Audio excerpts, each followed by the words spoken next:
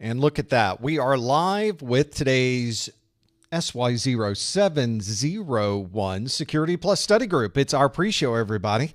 We have 10 minutes to go before we get started. I'm just checking on some final things. Looks like recordings are going. The cameras look good. The stream looks good. My cameras are very bright. This is a very bright monitor. I've been changing things in my studio. You can tell. And here now we get to change things on the fly. What's the worst that could happen, really? It'll be fine. Let's get the brightness. Gosh, the brightness is still kind of high. We're going to bring it down another 5 points, and we're done. And let's make it so that it's not quite so crooked. There we go. That's only slightly better, but little bit at a time. We won't change too many things too drastically, because we are not AT&T. Who knows what went on then? We'll have to figure out the details later, won't we? Hope everybody's doing well. Hello, chat room. Hi, everybody. Thanks for being here. Get settled in. Today we're doing our 701 study group. So we will be doing questions in this first hour from the 701 exam. And then we'll do the after show in an unusual Friday live stream. We don't do a lot of Friday live streams here, but we did one, and we're doing one. I guess technically both. We're both doing and did one. It's too late now. We can't take it away. This is the fourth of 4 live streams we did this week. So it was just constant live stream motion. I didn't want to do that, but my schedule was a little bit chaotic this month, and we managed to make it happen, which was the important part. I'm so glad that you're here. I'm so glad that we made it. I'm so glad the studio is up and running and everything is working as expected. So we're ready for a live stream. Looking forward to this. I've been watching. The numbers look really good on the streaming side. Everything looks okay there. We're just now waiting for the top of the hour. So we'll just hang out. I hope everybody's doing well. We do have, I might as well put the link here. You might as well pop open a new browser window and see if you can put a pin into our map to tell me where you're joining from. We got a few folks that have already plugged it in the U.S. and Canada. I'm looking for our international friends to click on there as well. See how everybody's doing. I hope everybody's enjoying their Friday. Hopefully you've got a good weekend planned. This will be a good time. And then I've got things happening next week. The weekend is busy. Things are happening next week. We just got lots happening. Got lots going on, which is good. You don't ever want to have nothing going on. You want to really see what's going on. Now we got some folks checking in. We got some folks putting their push pin in this. Let's see if I can show what this looks like. There it is. Hi. There. That's what we're doing right there. Now lighting, I think the lighting is okay. Let me see here. Yeah, we're all right. We're going to make this happen. Everything else is going well. Folks in the chat room checking in. Hello, London and Kenya and Atlanta, Georgia, and Washington, D.C., and Kansas City, Mo, and everybody's making their way in here. Make yourself comfortable. Grab a chair. Relax. We're going to do this Q&A here. Make sure we can get to where we need to go. Can I really double? I can double tap and it will go to the extra channel. I had no idea. That's super convenient. It's always the things you learn on the fly, isn't it? Oh, I like it. Okay. All right. Thanks for being here, everyone. More folks checking in. We got folks checking in from all over, like Pittsburgh and Minneapolis, Vietnam. We got Maryland, my Maryland, and Manchester, the one in the UK. Nigeria is here. More Maryland, Denver, Oak Park, Illinois. I believe I've been there. We got Japan is here. Thanks for being here. Sierra Leone. We got Houston. Lots of folks checking in. Thanks for being here. There's New York. We've got lots of... Now, where's the Canadians? There's Toronto. Thanks for checking in, Canada. That's important. I'll let Mrs. Professor Messer know that you were here. We've got somebody out here in Guam checking in. Somewhere around there. Isn't Guam further to the north? Maybe not. Maybe I don't have my latitudes and longitudes quite figured out. 5 minutes to go, and we'll get this thing started. Got lots going on. Let's check. I need to turn that off. That was the other thing. All right. This is all working out. So hopefully people are getting their 601-701 study materials all in the place that they should be to be able to pass these exams. I realize that the study group today is for the 701, so all of the questions today will be from the 701 exam objectives. There will be some of the questions that will still apply to 601. So if you're studying for the 601, you're not completely out of the loop here, but it really is focusing on 701. So that is sort of the way it works. We have 3 years of 601 study groups that you can go back and watch. So we still have plenty of content for you 601 folks, but going forward, all of the live study groups will focus on the 701.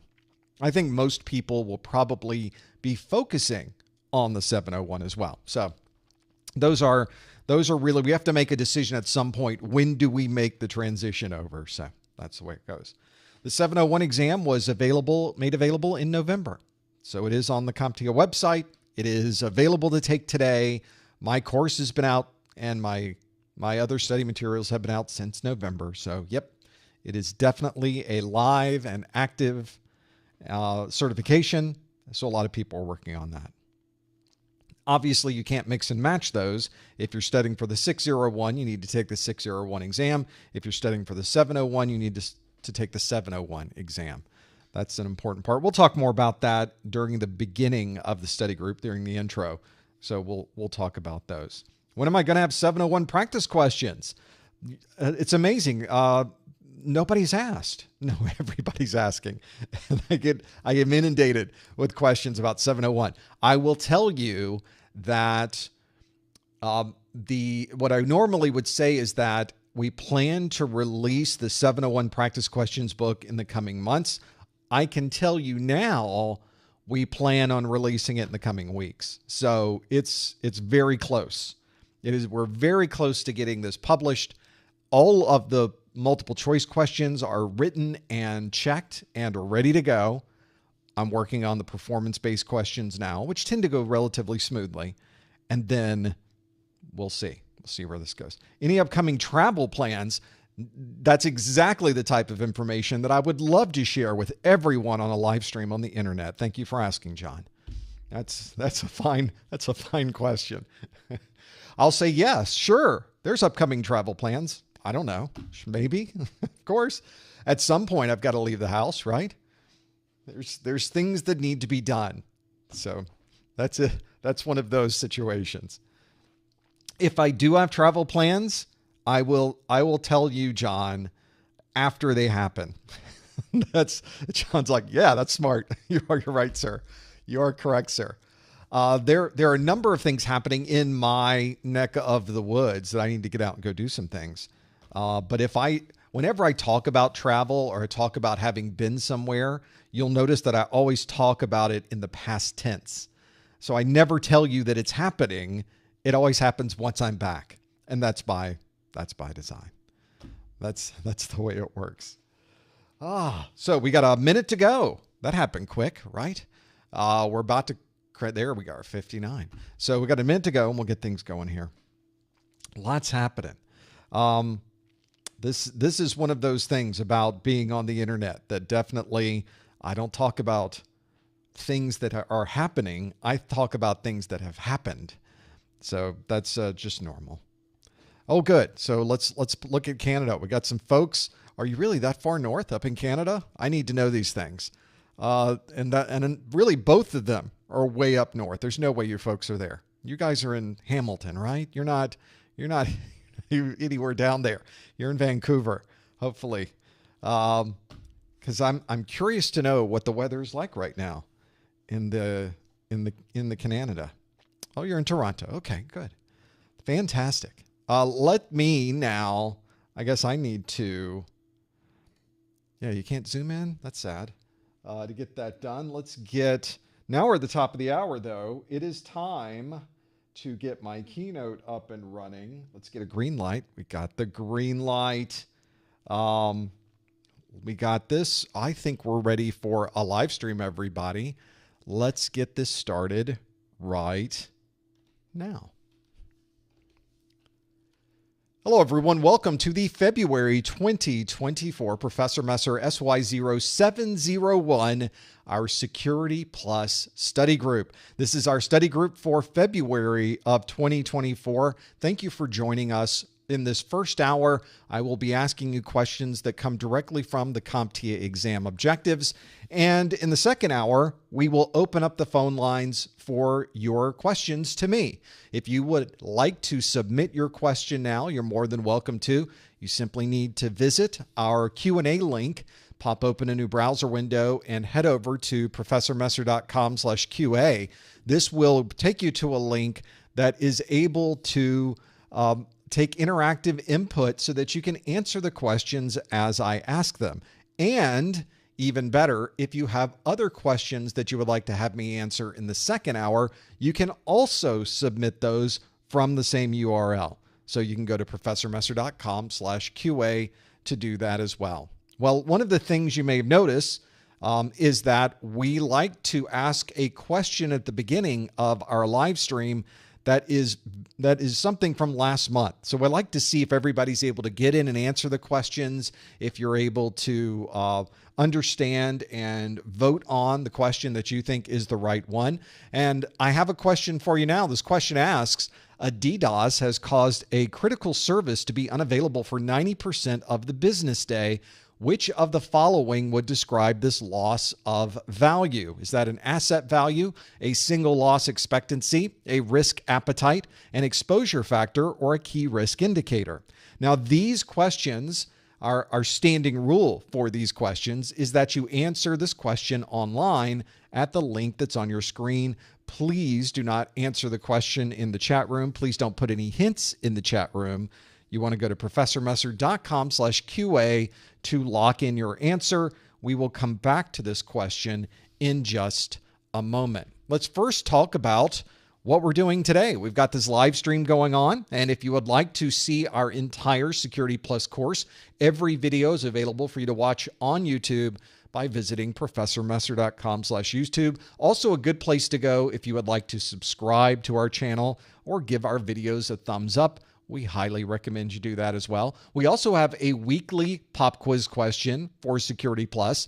You can either subscribe to our email list to receive that question. We also post them on the service formerly known as Twitter. You can visit professormesser.com/Twitter, or you can visit Instagram for the same question, but with a pretty picture. Go to professormesser.com/Instagram. You can follow us there, or your favorite social media site. Just type in professormesser.com/Facebook/LinkedIn/ you get the idea. You can keep doing that.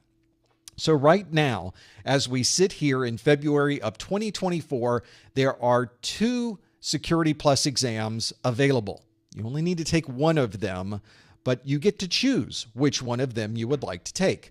The SY0-601 is the exam that's been around since November the 12th of 2020, and it will be retired on July 31st of 2024. So after July 31st, you can't take the 601 exam any longer.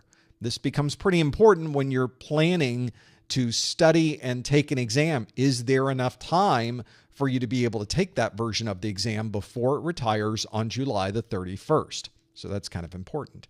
It is a single exam. It's 90 minutes long, a maximum of 90 questions, and you need to earn a 750 on a scale between 100 and 900. These 2 exams have the exact same format. They are multiple choice exams primarily, but there are also performance-based questions on these exams, and we'll talk about performance-based questions in just a bit.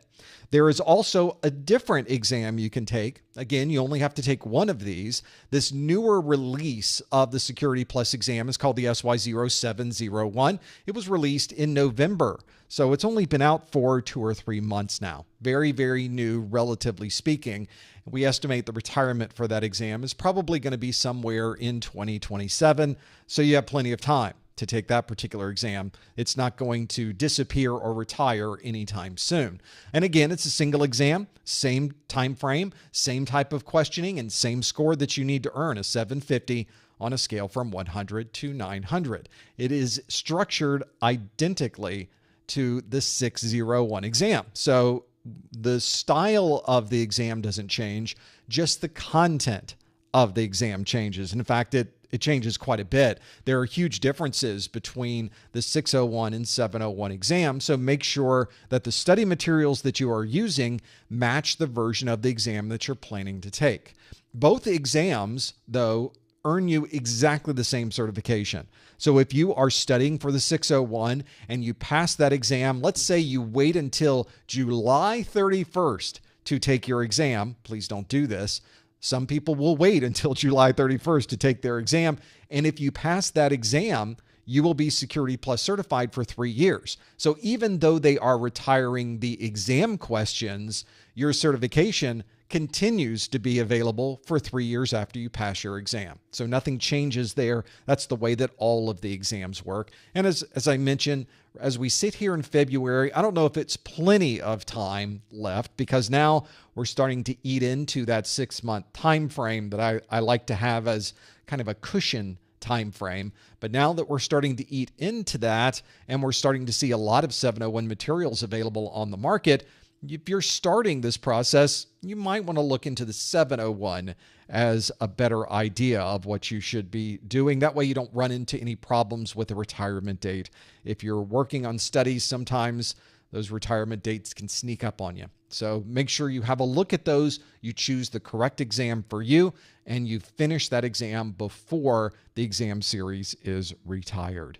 I'll also let you know that I do have a 701 course with course notes and other materials on my website that can help you study. If you'd like to learn how you could download those videos, have all of those training materials on all of your study materials and books, you can use those at professormesser.com/701SB. That's my Success Bundle. The Success Bundle itself is one that gives you a lot of advantages when you're ready to study for your exam, and it's a great way to support the things that we do here. I will also let you know that this live stream is available to watch immediately afterwards on YouTube. I also create an audio-only podcast version. If you have a podcast listening program or you'd like to add it to your podcast listening app, you can do that at professormesser.com/podcast. There are links there for the A+, the Network Plus, and the Security Plus live streams. Those study groups are there in that audio format. I also have a video format. It's over on the YouTube. You can go over there, and one of the things you'll notice on YouTube, about a week after we post these, you'll start to see some of the time frames pop up. That's because my marketing manager, Lori, is watching this. Hi, Lori. She's going through and watching and putting in all of these timestamps so that you can find things very quickly when you are watching the replay. Just another thing to help you with your studies. Hopefully, it's been able to make things move a little bit faster for the studies that you're working on. Although we did a lot of live streams this week. For those of you that kind of watch what we do over time, we tend to do 1 or 2 live streams a week. This week we did 4. There were a lot of live streams, and this is the last of 4 live streams. When we are not doing a live stream, though, we're over on Discord. And if you haven't joined our Discord, it's a great community of people who are studying for their A+, their Network Plus, or their Security Plus. And it's not only people talking about the exams, people can start their own study group on the Discord and have a follow-along session where people can start studying or continue to study these different exam objectives. We'd love to have you join. All you have to do is go to professormesser.com/Discord, and you'll be able to join our chat that's there 24 hours a day, 7 days a week. I'll also let you know, eventually, you will need to take the Security Plus exam, and the Security Plus exam requires that you purchase a voucher to be able to use the exam or to take the exam. The CompTIA exams are at full price. You could pay full price on the CompTIA website, or if you're in the US or Canada, you can get a voucher at a discounted price. You can simply visit professormesser.com/vouchers, and all of our vouchers there are discounted. You don't need a discount code. You don't have to install any extensions in your browser. They're just discounted. Nothing could be simpler than that. You visit the website, you get a discounted price. This is something that also includes something you can't get anywhere else, which is my Exam Hacks ebook. I compiled an ebook of all of the tips and tricks that I've accumulated through the years when I've been taking my certification exams. And I think there's some tips in there that can even help you while you are taking your exam. So if you're looking to get a few extra points as you are planning or taking the exam, have a look at our Exam Hacks ebook. You might get some good ideas there as well. So find out more at professormesser.com/vouchers. Let's go back to that question I asked earlier. The question is, a DDoS has caused a critical service to be unavailable for 90% of the business day. Which of the following would describe this loss of value? Is it asset value, single loss expectancy, risk appetite, exposure factor, or key risk indicator? Let's see what you chose. And if we stop the poll, we're a little torn on this one. 38% of you say it is an exposure factor. We've got 31% of you that say it is a single loss expectancy. 20% say it is an asset value. 4% or 3% say risk appetite, and 4% say key risk indicator. If we have a device or a system that is unavailable for 90% of the business day, then we need to think about how we are losing money and time on that device. And the thing that you are probably, certainly is a value or piece of information that is new on the 701 is the exposure factor. This is the percentage of the value of that particular component, device, or service that is lost due to some type of outage. This could be an incident, an accident, a power goes out. Let's say your cell phone provider suddenly loses their entire network for most of the day. Things like this sometimes will happen. And when that happens, you'll be able to calculate how much of that did we lose? What percentage of that device was unavailable? Was it completely unavailable? And if it's completely unavailable, that's 100% of an exposure factor. You've got a 1.0, you lost everything. And if it's a DDoS that has caused a 90% unavailability, a 0.9, that is your exposure factor. So hopefully that's given you a little bit more perspective on things you should consider when you're working through understanding some of these terms. I think that would absolutely help you. Maybe that's one of those that can give you an idea of what might help, especially if you're trying to determine how much is this device available, how much is it not available, and then you can calculate how much outage and downtime you had. That number can then be added to perhaps an expectation of services or money that you expected, and you can calculate how much money was lost due to that downtime. So that's a very good example of a multiple choice question that is provided. We talked about that question last month. Hopefully that gives you some perspective on things you can do. And now we know that you can get in and answer the questions on our front end. That means that it's time for our performance-based question of the month. Performance-based questions are questions that CompTIA asks on the exam that are not multiple choice. When you start your exam, there are a number of questions. Usually it's about a handful of questions. And the handful of questions that you will get on the exam are questions that really come directly from the exam objectives. It's not information you've never heard of before. CompTIA tells you exactly what's going to be on the exam. So this is a performance-based question. This particular one I have for you today is an authentication factor question. So let's dive into this one and see how you do. This is more of a fill in the blank, if you will. I would like you to provide the appropriate authentication factor for each of these descriptions. So let's see how you do with this. This is a login process. A login process requires an app with a pseudo-random number. What authentication factor would that be? Notice this is a fill in the blank, which is a little bit harder than a regular exam. Sometimes the exams will give you options that you can then maybe drag and drop. I made this one a little bit more difficult though. The next factor that we're looking for, the description is, a user in another country is not able to log in to the VPN portal. What authentication factor are we talking about there? An ATM requires a PIN, P-I-N, for authentication. What is the authentication factor there? A text message with a code is sent during a login process. Let's see if that's the one we're looking for. See if you know the authentication factor for that. And lastly, a system administrator uses a fingerprint to unlock their laptop. What would the authentication factor be for that one?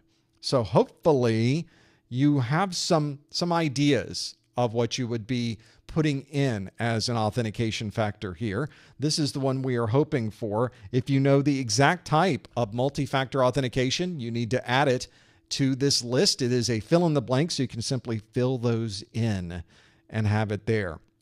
So provide the appropriate authentication factor for each description.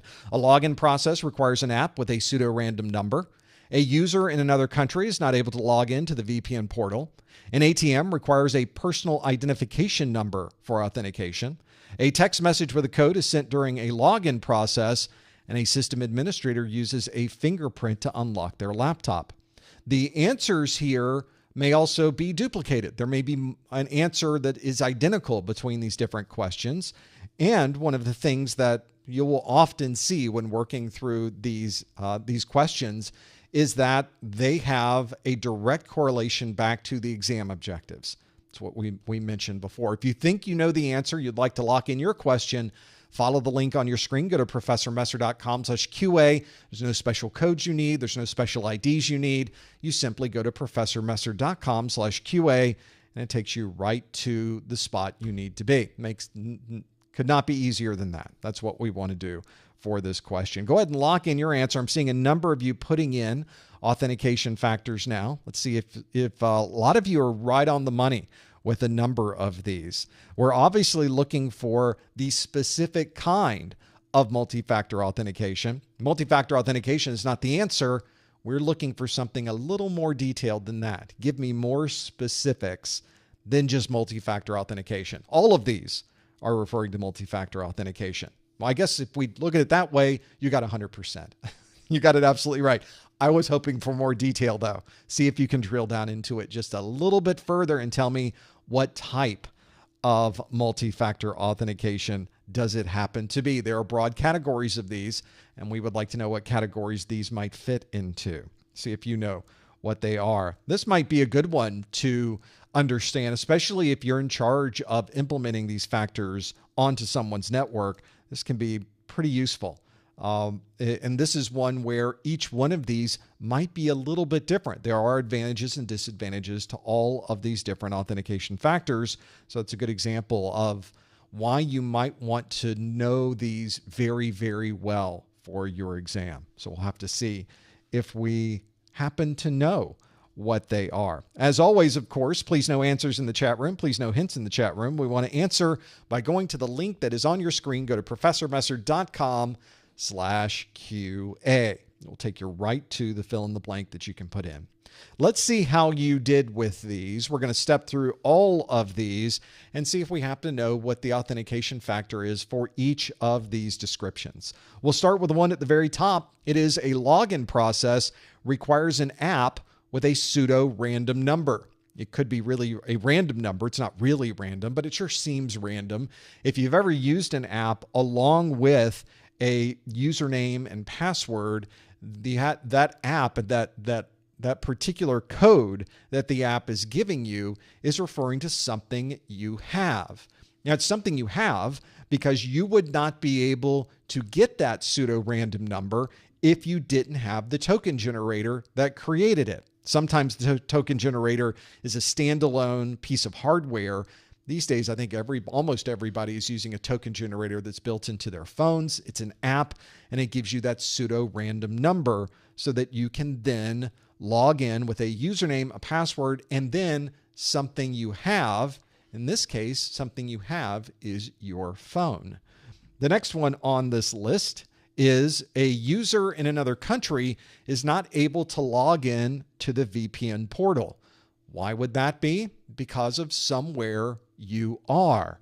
Indeed, where you are located can be a very valuable authentication factor. If you know that everybody logging into your system is located in the United States, and suddenly you have someone trying to log in from another country, that might cause you to think perhaps this is not a legitimate login. Now, it certainly could be. Someone could be using a VPN. Someone could be traveling. Someone could be on vacation. These types of things happen. But it's one of those additional factors that helps you understand if this authentication is legitimate or perhaps if it is not. It is certainly something to consider during the login process. And as you can see, it is the category of somewhere you are. Next on this list is an ATM requires a PIN for authentication. That is a PIN. That's a personal identification number. And if you are putting in your ATM card and you're hoping to get that $10 out of the ATM because that's the minimum and that's all the money you have in your account and you just need that $10, you need to know what that personal identification number happens to be. Now, if you do that, then you are inputting something you know because nobody else knows what that personal identification number is. The only place where that number is stored is in your brain. So you're the only one who happens to know that particular number. So that is something you know, and that is the personal identification number. The next on our list is a text message with a code sent during a login process. Getting these text messages, and I'm looking forward to your cards and letters, getting a text message with an authentication code is remarkably insecure. It inherently is insecure. There's so many ways to spoof that. There's so many ways for an attacker to gain access to those things, and yet we still use it constantly. So it is something that you do need to be aware of. Hopefully you're not implementing this in your environment. And if you're looking for the factor associated with that, it's something you have because that text message has to go to your phone. Again, it's a situation where you have your phone with you. You would not be able to authenticate if you didn't have a way to check that text message or some other way to check that text message. That's exactly what you would do. Hopefully that is one where understanding and knowing what to do with these is an important part of this. So that is the next to last one is something you have, that text message, and the phone is something that you have. A system administrator uses a fingerprint to unlock their laptop. System administrator using a fingerprint. I used to have a laptop that had a fingerprint reader on the laptop itself. So you would open up the laptop, put your finger down, maybe even slide it across the reader, and it would unlock the laptop. And indeed, there are many laptops and other devices that support a fingerprint reader, and that is a biometric style of authentication. That is obviously something that you are. Nobody else has your fingerprint, hopefully. But that is one of those situations where it's something in your biology that is making up an authentication factor. Ideally, no one else in the world has that type of authentication factor that they can use to be able to log into your device, in this case, into your laptop. So those are the 5 authentication factors we were looking for. All of these, by the way, are much easier, better summarized in the 701 exam. Some folks in the chat room were saying, wait, are these authentication attributes? Are they authentication factors? You're a 601 studier. So this is a 701 question, and 701 has gotten rid of that delineation between those and is instead focusing on more of a broader description of what those are. Login process requiring an app with a pseudo-random number is something you have. A user in another country not able to log into the VPN is somewhere you are. An ATM requiring a personal identification number is something you know. The text message sent with a code is sent during the login process. That's something you have. And lastly, a system administrator using a fingerprint to unlock their laptop is something you are. Hopefully you are familiar with those authentication types. If you're not, as it turns out, you may not believe this, I have a video on this. It is in my SY0-701 course, section 4.6. The video name is multi-factor authentication, and I go through every single one of those. So if you're trying to get a stronger understanding of these different authentication factors, that is the video for you. Hopefully that's given you some perspective on things you might find with a performance-based question.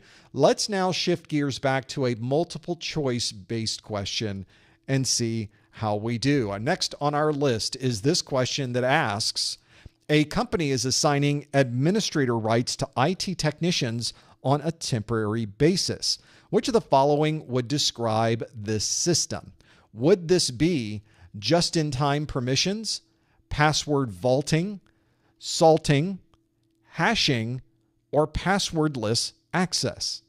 All of these are real things, by the way. I did not make these up. Those are real things. So a company is assigning administrator rights to IT technicians on a temporary basis.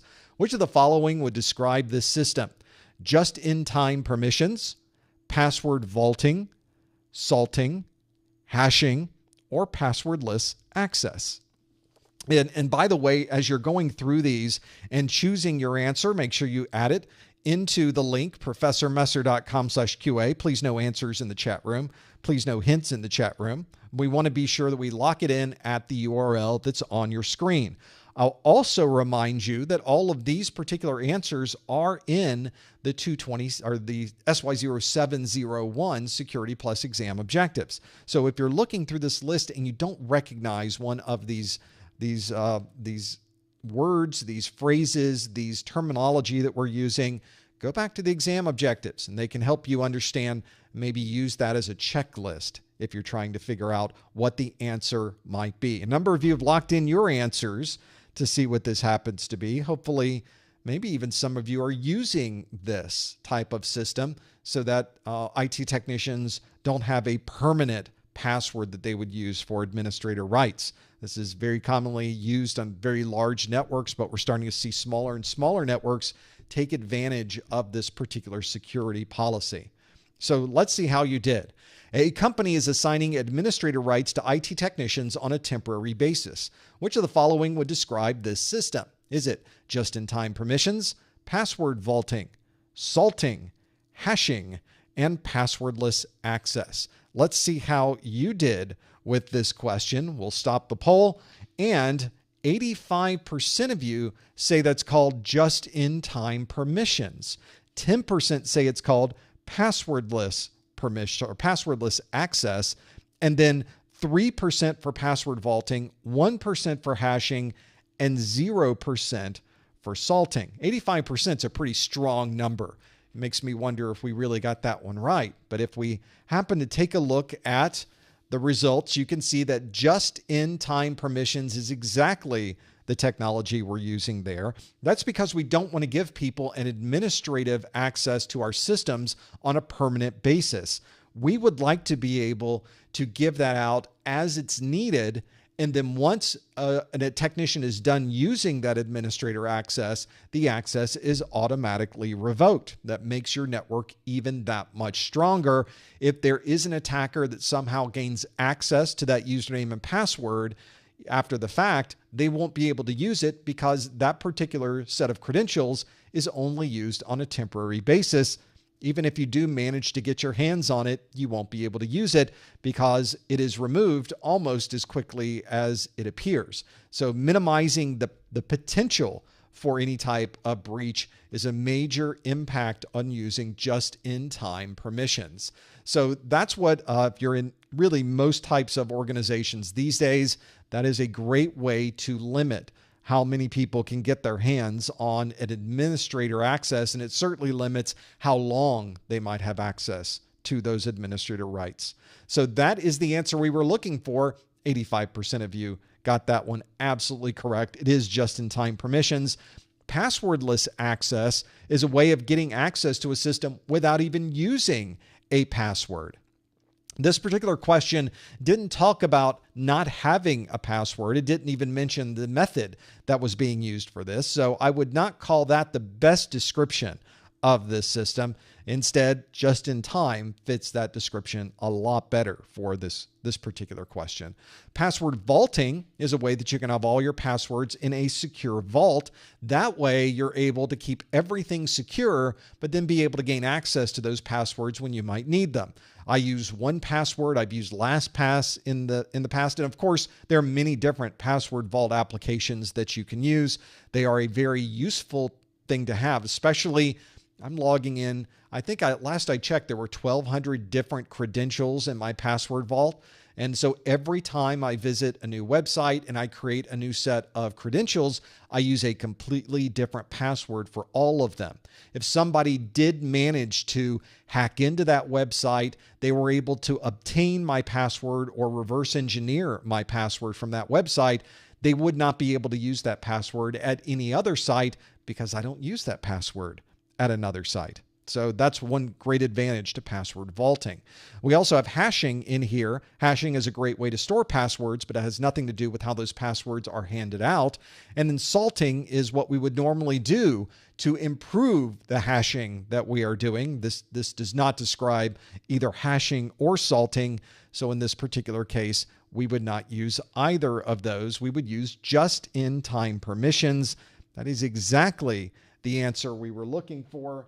Hopefully that's given you some ideas of maybe how you can help protect your network a little bit better. I think as I am using my password vault, every time I have to add a new password into the password vault, it makes me pretty happy because I know that no one else can gain access to other accounts because each password is very, very unique. I guess not very unique. There's no such thing as very unique, is it? It's just unique.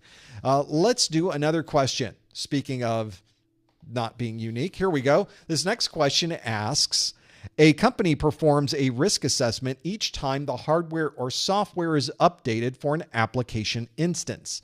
Which of the following would describe this assessment process?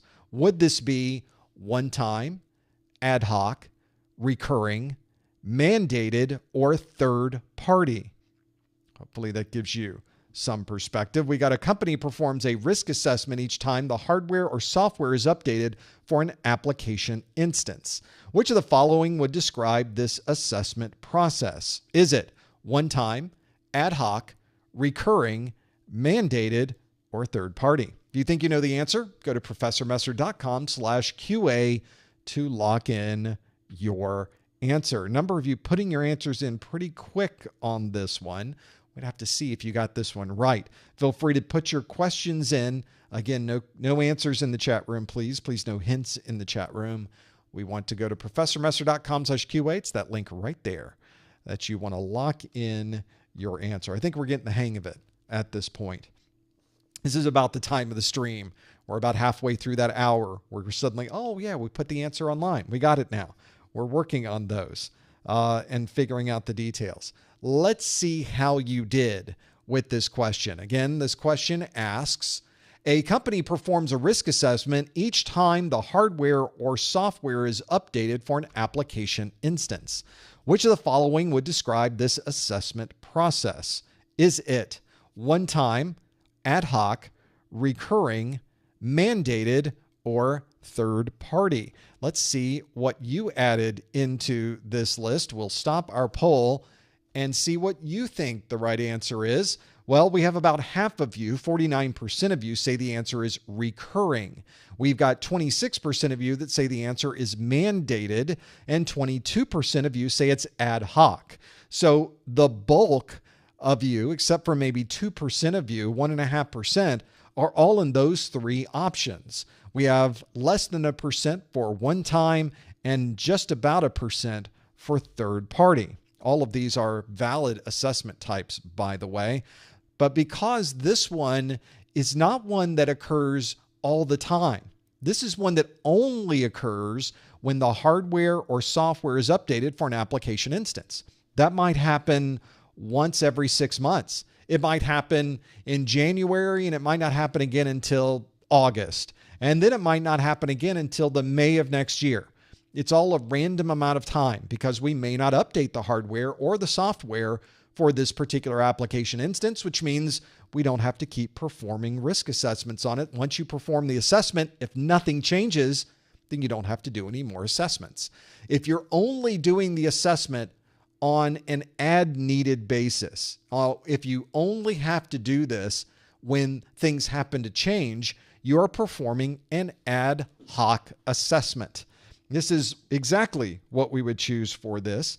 And it's one that is dictated by some other type of variable. Maybe it's not the calendar, but it's some other type of thing. Maybe you have a CEO who comes back from a conference and he's heard about this new type of attack that has ransomware, and he wants everybody to check these systems. So it's not a time of day, it's not a particular day or an interval. It's done as we need it to be done. That's what ad hoc means, is that we want this occurring as we require it. So that is the one that at least best describes this scenario where we are only performing this check if something changes. And it may be that this happens, maybe this changes every day. So we're going to perform another risk assessment every single day. Or this might change every 6 months, every 9 months. Maybe it only changes every year.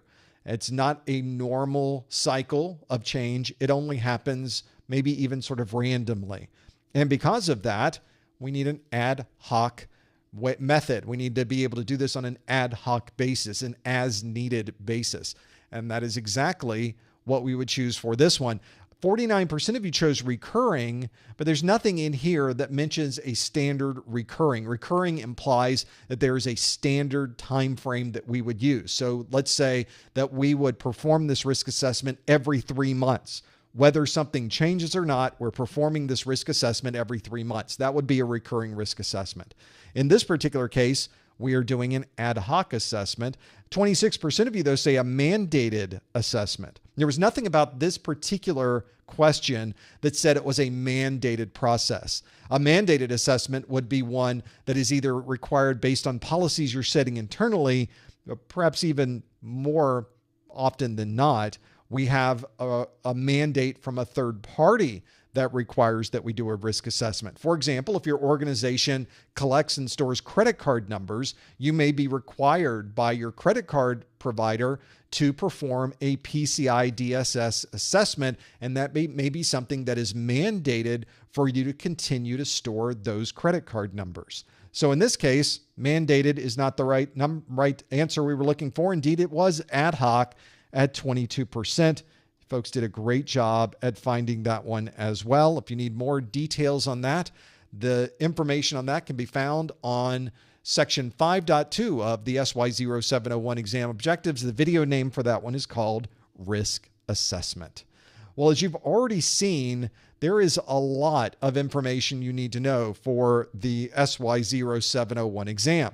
And one of the things that I've tried to do is put every single exam objective into the videos. I have a checklist that I go through when I make these videos, and that's why you'll notice that all of my videos are perfectly conforming with the content that CompTIA has provided to us. Now, if you put all of that together for the SY0-701, it's 177 videos, 21 hours of information for the 601. And for the 701, it's a very similar number as well. So if you're someone who's working on the 701, course notes, practice exams, and other things, you can find those at professormesser.com/601cn. If you're studying for the 701, you find it at professormesser.com/701cn, or simply follow the pull-down menus at the top of the website. I have a whole section for 601 and another section for 701. Let me show you at least the 701 course notes so you have an idea of what those look like. Here are the course notes themselves. They're available in not only a digital format that you see on the screen, but also a physical format. They're obviously identical. What you have in the physical book is identical to the PDF. And if you purchase the physical edition, you get the digital edition for free. Let's go into this document. Of course, there's a big table of contents in the list, and you can see that all of the text, all of the important charts, all of the important graphics, all of the tables, they are in these these course notes. They are extensive because obviously my videos are relatively extensive, and everything that's in here is focused on 601 or 701, depending on the set of course notes that you are interested in. Those course notes are available. You can find them on my website. They're not only a great way to consolidate everything and keep it with you wherever you happen to go. You can put it on all of your different devices that you use every day, but it also helps support the things that we do here. And everybody here at Messer Studios absolutely appreciates that as well. Find out more information on my website. Just find the pull-down menus at the top of the site for the exam that you're taking and select the option for the course notes. Let's do some more questions. I've got another one here. This question asks, which of the following would best describe a honey token?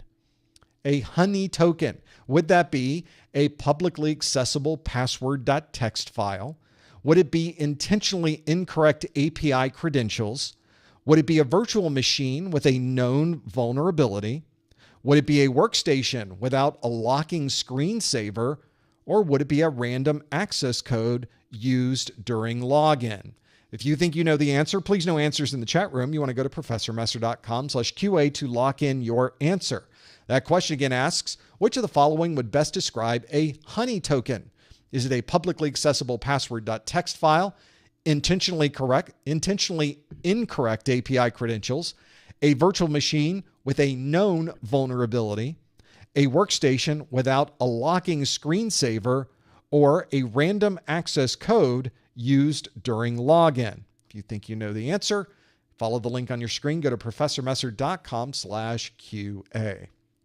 Some folks in the chat room have been asking, as we've been going through these, what really is the difference between the 601 and the 701 exam? And it's not a simple answer, quite honestly. So if you want to wait for the after show, I do have a quick summary where we can visually look at the differences between these two exams, and we'll go through the details in the after show. Stick around for that. That's just in about 20 minutes or so we can do that as well. See if you know the answer to this one. Lock in your answers now. I'm going to shift over to the answer. Let's see what I think the answer is and see if it matches what you think the answer is. The question again asks, which of the following would best describe a honey token?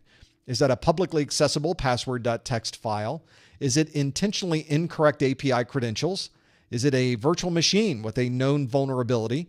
Is it a workstation without a locking screensaver? Or is it a random access code used during login? What did you think the answer is? 47% of you say the answer is intentionally incorrect API credentials, but 26% of you say the answer is a publicly accessible password.txt file. We also have 14% that say it's a random access code used during login. About 9% say it's a VM with a known vulnerability, and 2% say it is a workstation without a locking screensaver. So what would a honey token be? A honey token is a piece of information that you put somewhere an attacker can get. Very often this is put into a honey net. And so you put this intentional piece of data, and then you start looking for that data out on the public internet. And if that piece of information is stolen and suddenly appears publicly, then we know they were able to get into that system. This may be something where we would like them to steal this little bit of information, but it's one that allows us to sort of track the process of where this data goes and how they were able to get their hands on that data. That's something that could be used. For example, a good example of a honey token would be API credentials. API credentials often give someone access programmatically to data or to an application. And if you happen to look out on the internet, a good example of someone who's gaining API credentials, we see this all the time, are people that would grab cloud-based API credentials and ultimately gain access to someone's legitimate data. What we're doing is creating intentionally incorrect API credentials. So the API credentials don't work. But when somebody steals that from you, whenever they grab that information and post it publicly, they don't know that those credentials don't work. All they get to say is, this is something that we were able to steal.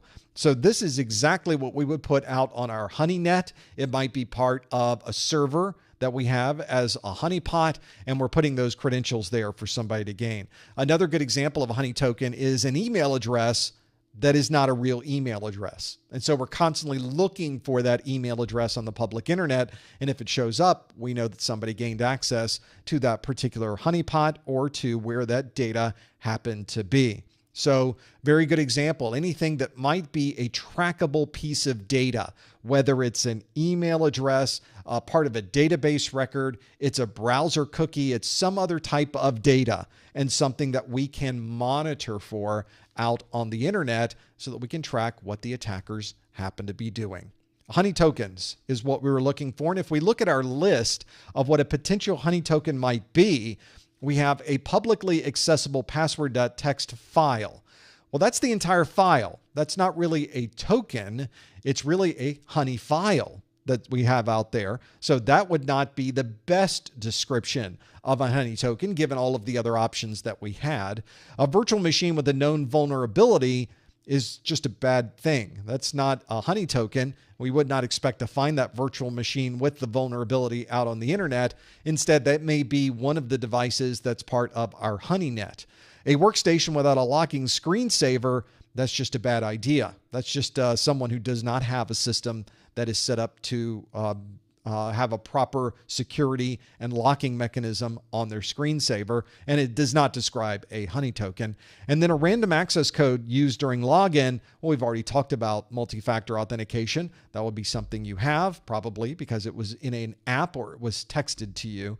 So a random access code used during login would not be a honey token. The thing that the honey token would be intentionally incorrect API credentials, something little piece of data that we would be able to track later on the public internet.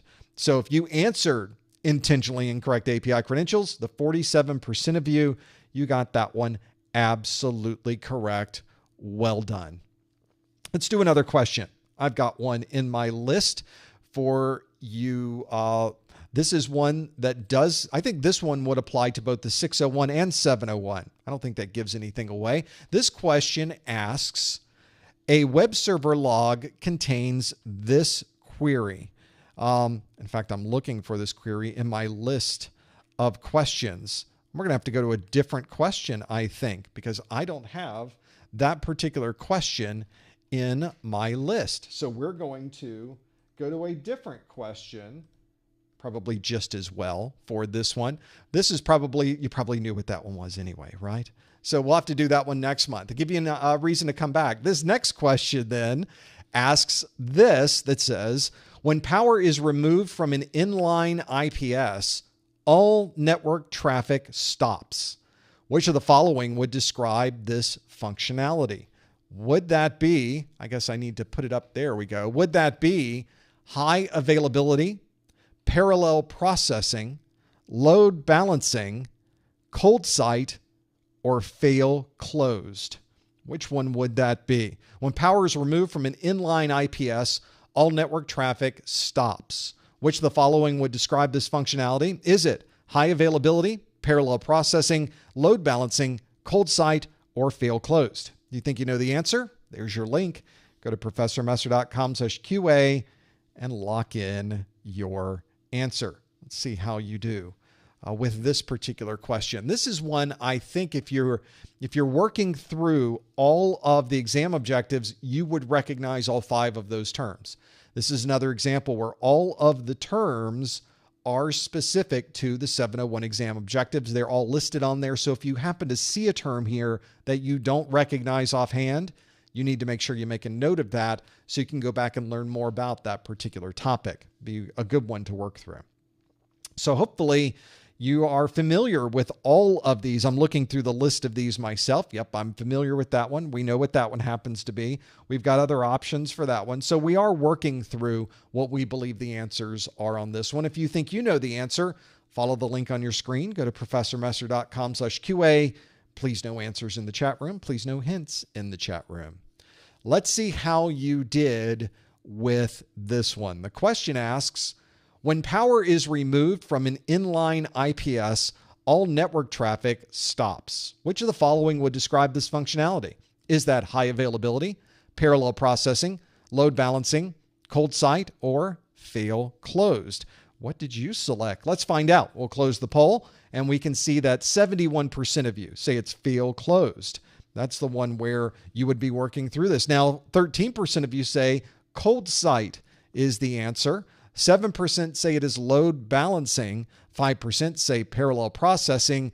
And only 1% say high availability, because this really does sound like it's not really highly available at all, is it? It's one where we have a failure and something tends to happen during that failure. And you, as the person who designed the system, gets to determine what happens when we lose power from an inline IPS, and you get to make the decision about what should happen to the data in that particular instance.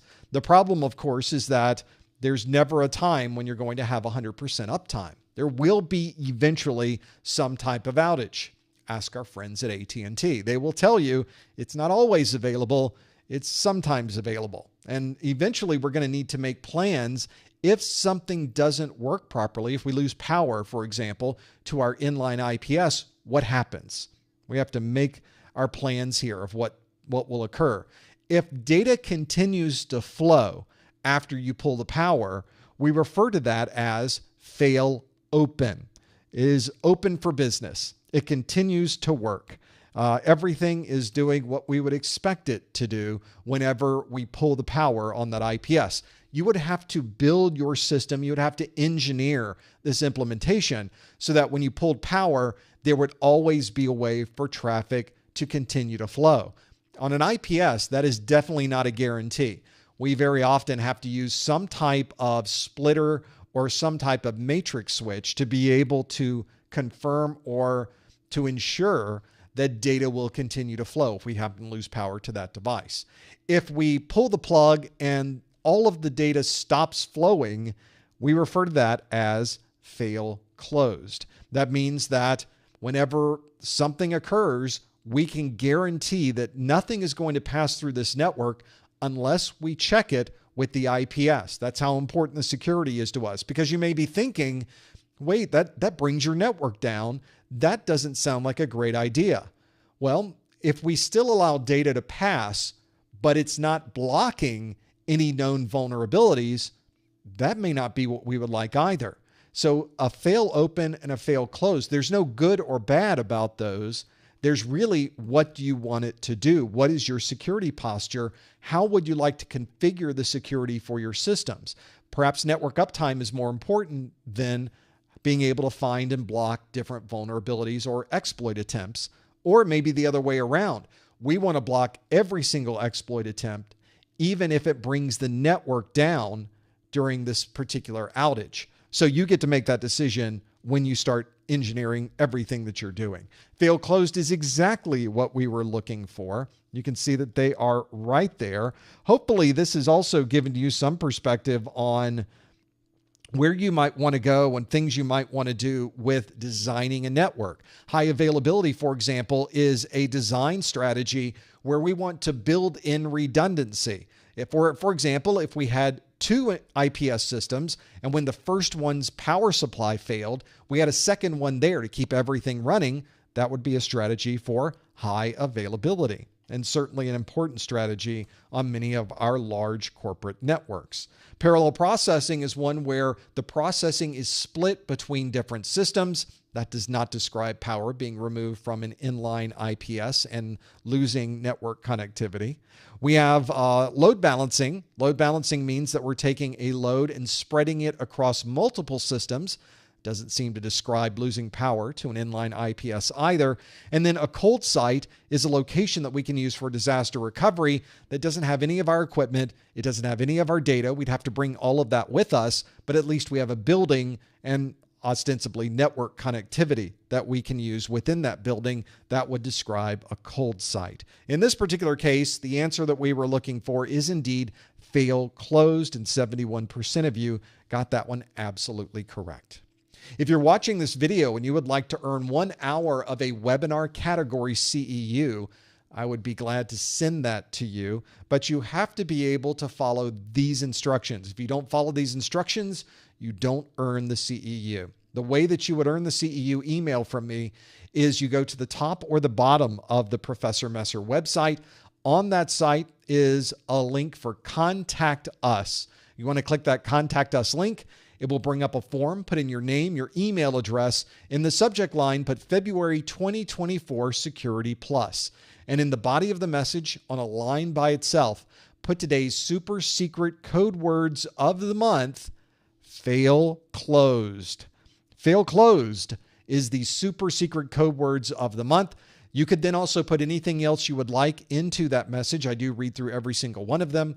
Unfortunately, I'm not able to respond back to every single one of them because I get hundreds of these CEU requests. Well, in this case, this week. So I do read through all of them. However, I do enjoy reading through them. So thank you for the comments that you put in there. Sometimes they're a lot of fun to read through. Again, if you would like to earn that 1 hour of a webinar category CEU email from me, go to the top or the bottom of the Professor Messer website, click the Contact Us link, put in your name, your email address, in the subject line, put February 2024 Security Plus, and in the message, the body of the message on a line by itself, put the super secret code words of the month, fail closed. I think we have time for another question, so let's do another one. I've got one ready for you. Hopefully, let me check before I start giving you the questions that we have here. I don't know. Sometimes I wonder if I'm typing the right things into my screen or if I'm not typing the right things into my screen. I think I am this time. This question that we're going to go through, it's a long one. Here it is. This question asks, a server was previously infected with malware, and a technician is re-imaging the system and updating the application software. Which of the following best describes this incident response step? Is that preparation, analysis, recovery, lessons learned, or detection? Well, we have a few options available there. Let's see if you know what those options happen to be. We have a server was previously infected with malware, and a technician is re-imaging the system and updating the application software. Which of the following best describes this incident response step? Is it preparation, analysis, recovery, lessons learned, or detection? If you think you know the answer, go to professormesser.com/QA and lock in your answer. Should be one of these, right?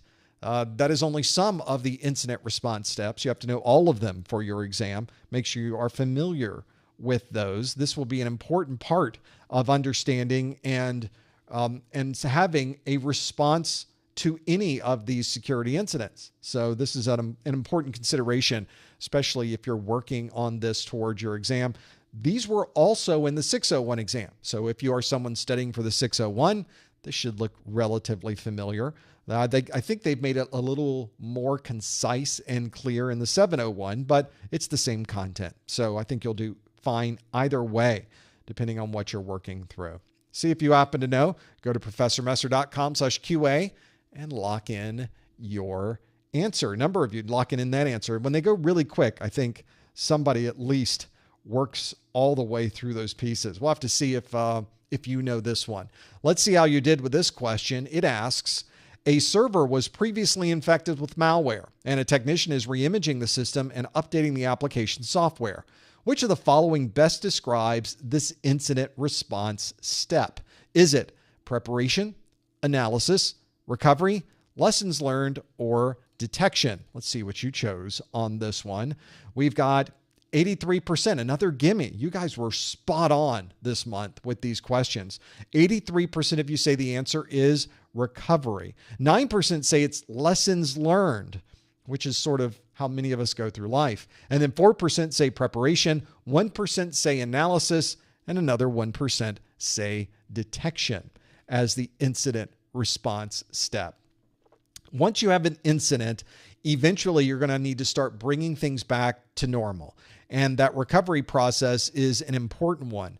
We'll need to somehow figure out what was affected during this particular incident. It might be a single file. It might be access through a firewall, or you might have to recover an entire system from scratch. It just depends on what the incident happened to be. Obviously, when we do this, We want to be sure that we have properly identified how this particular incident occurred, and we want to be sure that it doesn't occur again. So there may be some patching or some checks to be sure that a vulnerability was closed on that particular system, be able to work through it.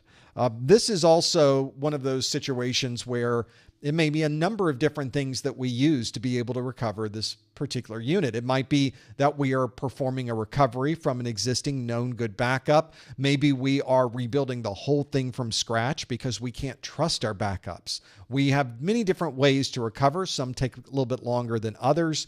This is certainly something to consider if you're going through the process of recovery during the incident response process. Well, indeed, this was what we were looking for. It's the recovery phase as we are re-imaging the system and updating the application software. So this is a good idea if you're someone working along those lines. The preparation phase is one that you would do before you even get any type of incident. We want to prepare. We want to have all of the backups in place. We want to be sure we understand the re-imaging process. We want to be sure that we've got all the tools that we need to be able to quickly react to any type of security incident. So that's a good example of where we might want to begin the process with incident response, is before there's even an incident. We also have analysis, which gives us an idea of how we can determine that an incident is occurring. There's many different ways that we can analyze data and have an understanding of what we might believe to be an incident in our network. We've got the detection of that system. And of course, we talked about the recovery. Lessons learned got about 10% of these votes. That is one of the last phases of the incident response process. And this is usually where we can sit around afterwards, go through our notes, talk about the incident, and maybe think of ways that we could resolve this more efficiently, better, or have less data lost whenever another similar incident occurs in the future.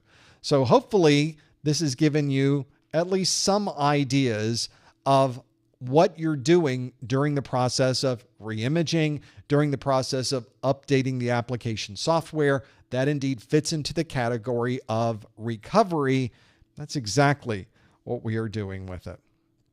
I think that is a good set of skills that you need to know. And certainly for both the 601 and 701, you need to understand the recovery process and the incident response process very, very carefully. You need to make sure you're familiar with those. They are both in the exam objectives of both of those. That gives us, at least from our perspective, we've got other types of questions. I want to give I know we're at the top of the hour. I would love to do one more question though. I'm just not prepared for it. So I want to see what my different options might be on these. Yeah, let's do one more question. Since we're talking about recovery, I've got another question for you. We should pop over to this one. Here's another question for you. There we go. This question asks, a security engineer is following a checklist to recover a system containing a malware infection. Which of the following would describe this process list? Is that change management, playbook, disaster recovery, business continuity, or centralized governance? And you've got some options there. A security engineer is following a checklist to recover a system containing a malware infection. Which of the following would describe this process list? Is it change management, playbook, disaster recovery, business continuity, or centralized governance? You think you know the answer? Follow the link on your screen. Go to ProfessorMesser.com/QA and lock in your answer. Maybe you know this one. Maybe you've used this one. Maybe it's something you're already familiar with. We'll see how you do with this one. And we've got more questions coming in about the 601 or 701. John in the chat room asks, I booked the 701 Security Plus exam, but I was wondering if the 601 material would help me with the new exam.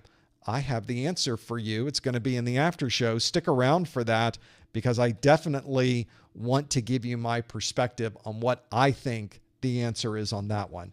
I think my perspective is the right one. You can tell me if it is or not. We'll go through the details. Make sure you put in your answer. Let's see what you think the answer is for this one. The question asks, a security engineer is following a checklist to recover a system containing a malware infection. Which of the following would describe this process list? Is it change management, playbook, disaster recovery, business continuity, or centralized governance? Let's stop the poll and see how you did. Not quite as sure on this one as we were some of the others, but we still got a very large number as our majority. 59% of you say the answer is playbook. 36% of you say the answer is disaster recovery. And then we have 2% for business continuity, 1% for change management, and 0% for centralized governance. Nobody thought it was centralized governance. Whenever you start working with these incredibly complex environments and many different options that you would have to go through depending on the situation, it's nice to have some guidelines. It's nice to have a checklist that you could use when you're trying to recover a system. Fortunately, many organizations have already created checklists in the form of playbooks.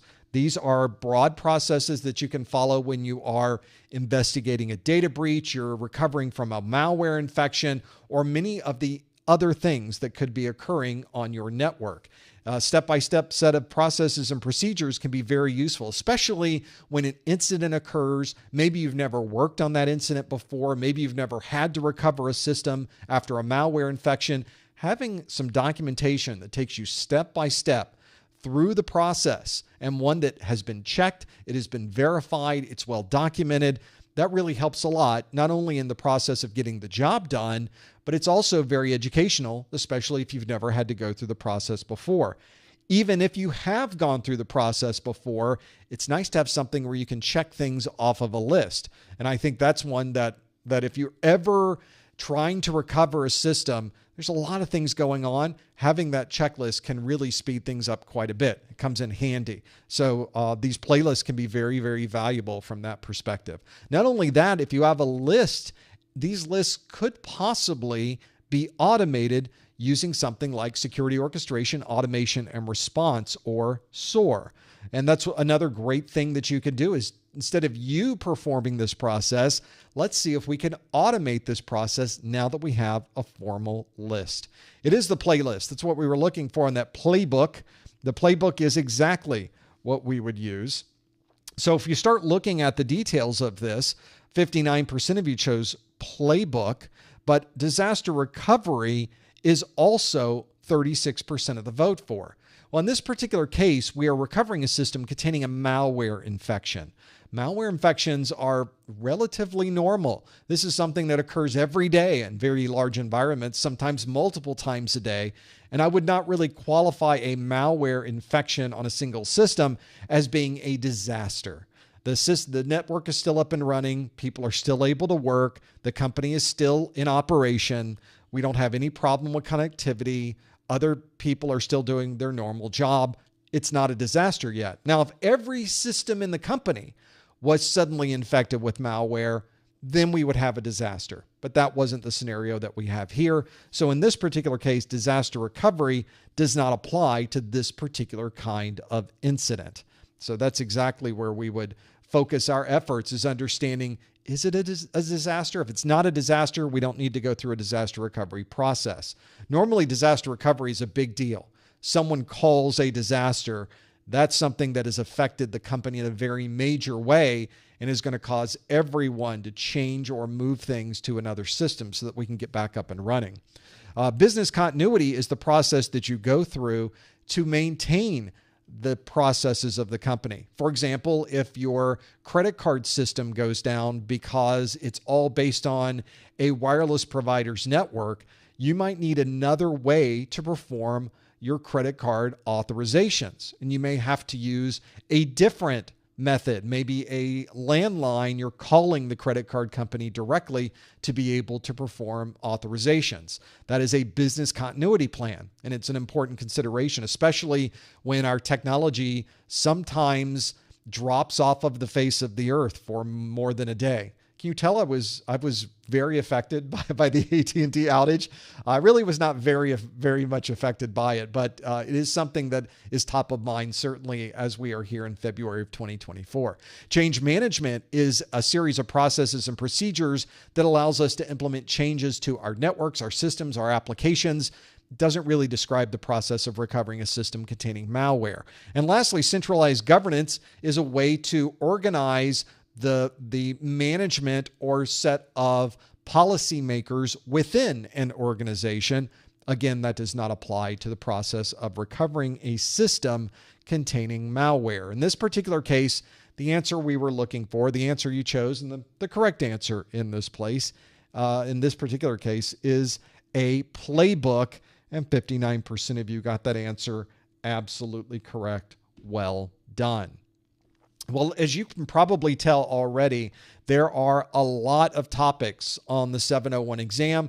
Fortunately, CompTIA tells you everything you need to know to be able to pass this exam. They literally give you a list of every single objective that's important for this exam. And if you don't have a copy of these exam objectives, you're already working at a disadvantage. This is a free document. It's available on the CompTIA website. There is a link to that document from my website. You can go to professormesser.com/objectives and use the link to get over to the CompTIA site, or simply go to your favorite search engine, type in CompTIA exam objectives. It will take you right to the list of objectives. These are valuable tools. The objectives themselves, I have a copy of them on my screen right here. The objectives themselves are extensive. It is a fully bulleted set of everything you need to know. And it is so specific to the exam that I tell people all the time, and this is absolutely the case, if you know everything listed in the exam objectives, you're going to pass your exam with no problem. That's how tight, that's how close these exams are to the objectives. They are practically 100% based on this set of exam objectives. That's why this is such an important document, and that's why I mention it. Again, you can visit professormesser.com/objectives to get a copy of those.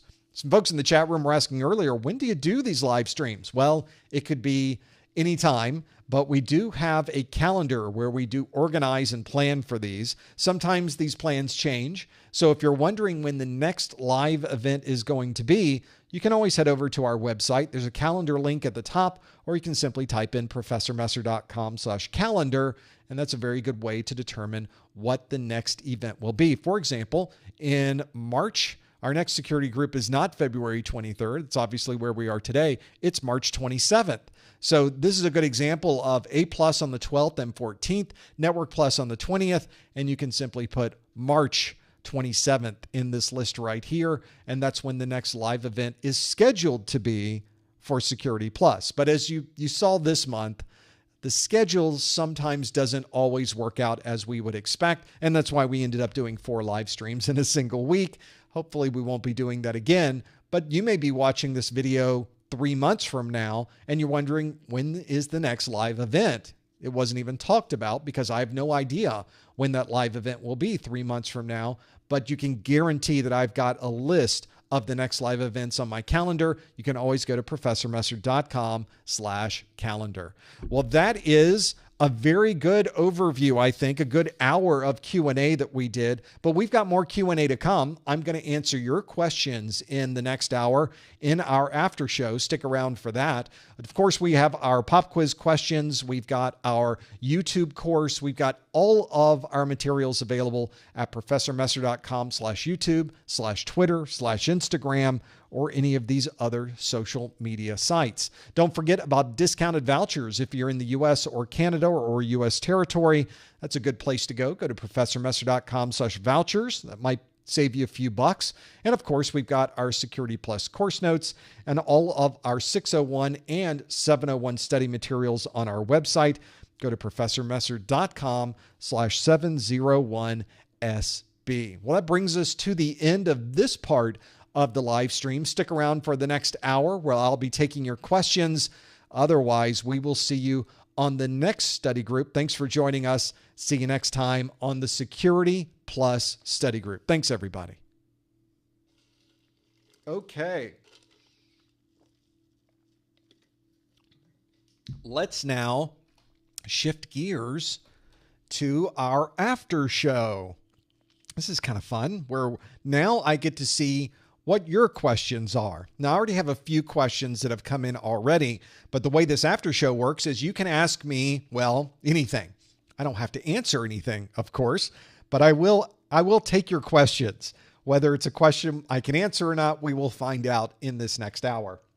A number of you have already asked a few questions, and I told you out of the gate that I would be talking to you about differences between the 601 and 701 exam, and I can absolutely talk to that. I'm going to put that up on my screen so that we can kind of get an idea of what those differences are between the two.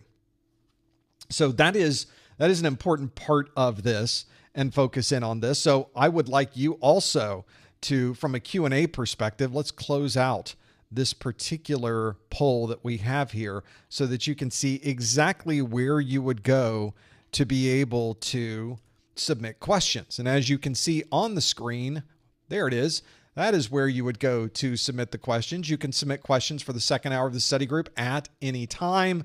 Doesn't necessarily mean that I will be able to answer the questions you would submit, but you can absolutely put them in there. When you submit them, you won't see them on your screen. You won't see them pop up. I'm going through them and checking the questions first, and then I'll put them on the screen once we get to those. We'll figure out the details of this. Some of you are putting questions into the chat room. That's a great way for me to completely forget them. So if you would like to lock in those questions, go to the link on your screen, professormesser.com/QA, so that they are in the list. That way I will not miss them. They just go by so fast in the chat. I forget they were there, but they are always going to be in that list that you can submit. Go to professormesser.com/QA for that. Let's talk about the 601 and 701. Those are the current versions of the 601 exam and the 701 exam. And a lot of people have questions about these exams because, well, there's only one digit difference, 601, 701. So they have to be pretty similar, right? It's only one number that's different between them, and how much could have really changed in 3 years?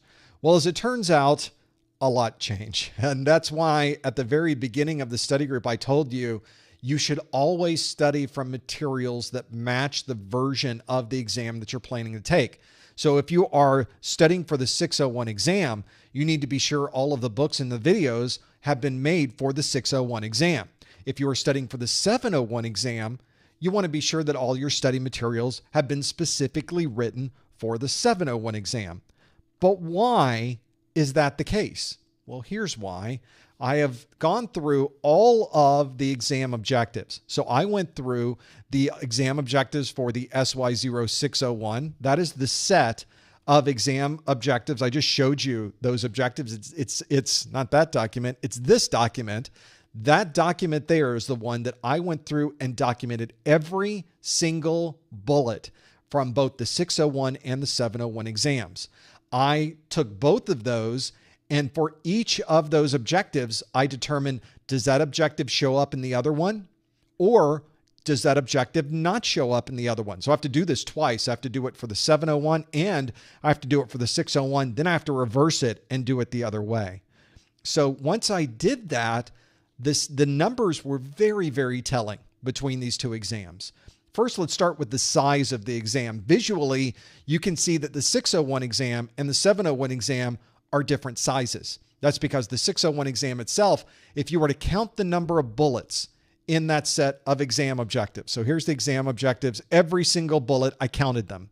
So every bullet on the 601 comes out to be, let's just round it out and say about 1,000 objectives on the 601 exam. If you count the number of objectives on the 701 exam, 662. So very different. It's about a third smaller. And you can see visually on the screen, I have made these are not just randomly drawn circles. These are to scale, perfectly to scale. So the 601 and 701, that's how big the 701 is. It's a much smaller circle because it's a much smaller number of objectives. Now, does this mean the 701 exam is easier than the 601?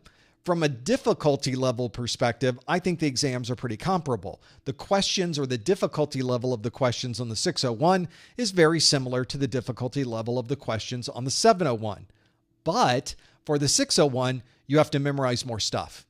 So in some ways, you might say that the 601 slightly more difficult because we have to know more when we walk in the door of the exam.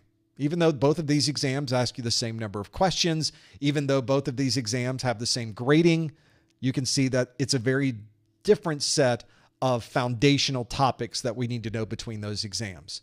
Now, on top of that, you'll also notice there's not a lot of overlap between these two exams. So on the 701 exam, 324 topics are shared between the 701 and 601. 338 are brand new. So if all you studied was a book for the 601, your book says 601, you studied 601 videos, you went through some labs for a 601, you went through some 601 questions and answers, and you walked into the exam, you would know half the content of the 701 exam if you walked into a 701 exam.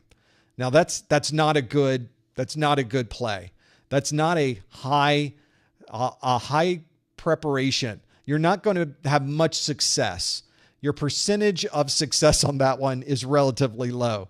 You effectively have studied for half of the 701 because you read a 601 book. Same thing applies on the 701 side. If you studied from a 701 book, it's even worse. If you studied from a 701 book and walked into the 601, this is the amount of information that applies. So you're missing a huge percentage of the 601 materials. So that's what I mean, is that's the real important part of this, is that you understand that there are big differences in the topics themselves. There are big differences in the size of the exam. And when I tell you that you need to make sure that the materials you use to study from are matching the exam that you're planning to take, this is why. It's that list. It's these circles is exactly why that is the case. So that is an important consideration. That's why I wanted to bring that up and show it to you, because I think that is an important part of this. You need to have the best strategy for walking in and taking the exam. And I think that's a very good strategy. Another set of questions that people are asking are about my practice exams. And I'm so glad to hear it, because everybody likes the practice exams book. If you haven't seen these before, I don't think I have my 601 practice exams book out. But I create a series of practice exams for each of these that not only gives you the same feel as an actual exam, because I write them with the same style that CompTIA tends to use, but I also heavily document both the correct and the incorrect answers. So to answer folks' question where they're saying, is there going to be a practice exams book? There absolutely is. When is it going to come out? Well, it'll be in the upcoming weeks. We are finishing it up. I have written every single and gone through every single multiple choice question in that book. I'm finishing up some of the additional content for the book right now. It's a great book. I'm very happy with how it's turned out. But keep checking back on the website. We will certainly have this done before the next study group next month. So that is an important document I want to get out to everybody. Just keep checking back on the website. It's going to be a really, really good one. Some folks have asked, can I just use the 601 practice exams book to study for the 701? No, you cannot. And that's why. So that's why I know that everybody wants those questions. It is a very popular topic. People want to get their hands on those, but right now I don't have any to show you. It doesn't exist until it's done, right? So they're coming soon. Don't worry. They look great. All I can do right now is tell you and tell you they're coming, and I'm working on them in every waking moment. I'm working on this book right now, which is always a fun time. It's always a fun time to create that content. I can't wait to show it to you. So it's going to be really good. Just keep checking back for that one, and we'll have it out as soon as possible. Let's go through some of the other questions that you have put into this list. Some of them are spot on. So we're going to go through this and get a feeling for what's available. Let's talk about that expiration date, because I think for some people it can be a little confusing. It's Mr. Reed's again. Let's talk to this question that Mr. Reed's has, which is, if I take the SY0-601 exam, do I then have to take the 701 exam after the 601 retires? I changed the words that you have here, because an expiration refers to the validity of an existing certification. A retirement describes an exam list that is going away, that you can no longer take the exam.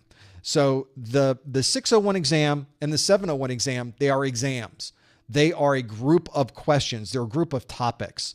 So in July 31st, the 601 exam will retire. That means we can no longer take an exam that is referring to that particular set of questions.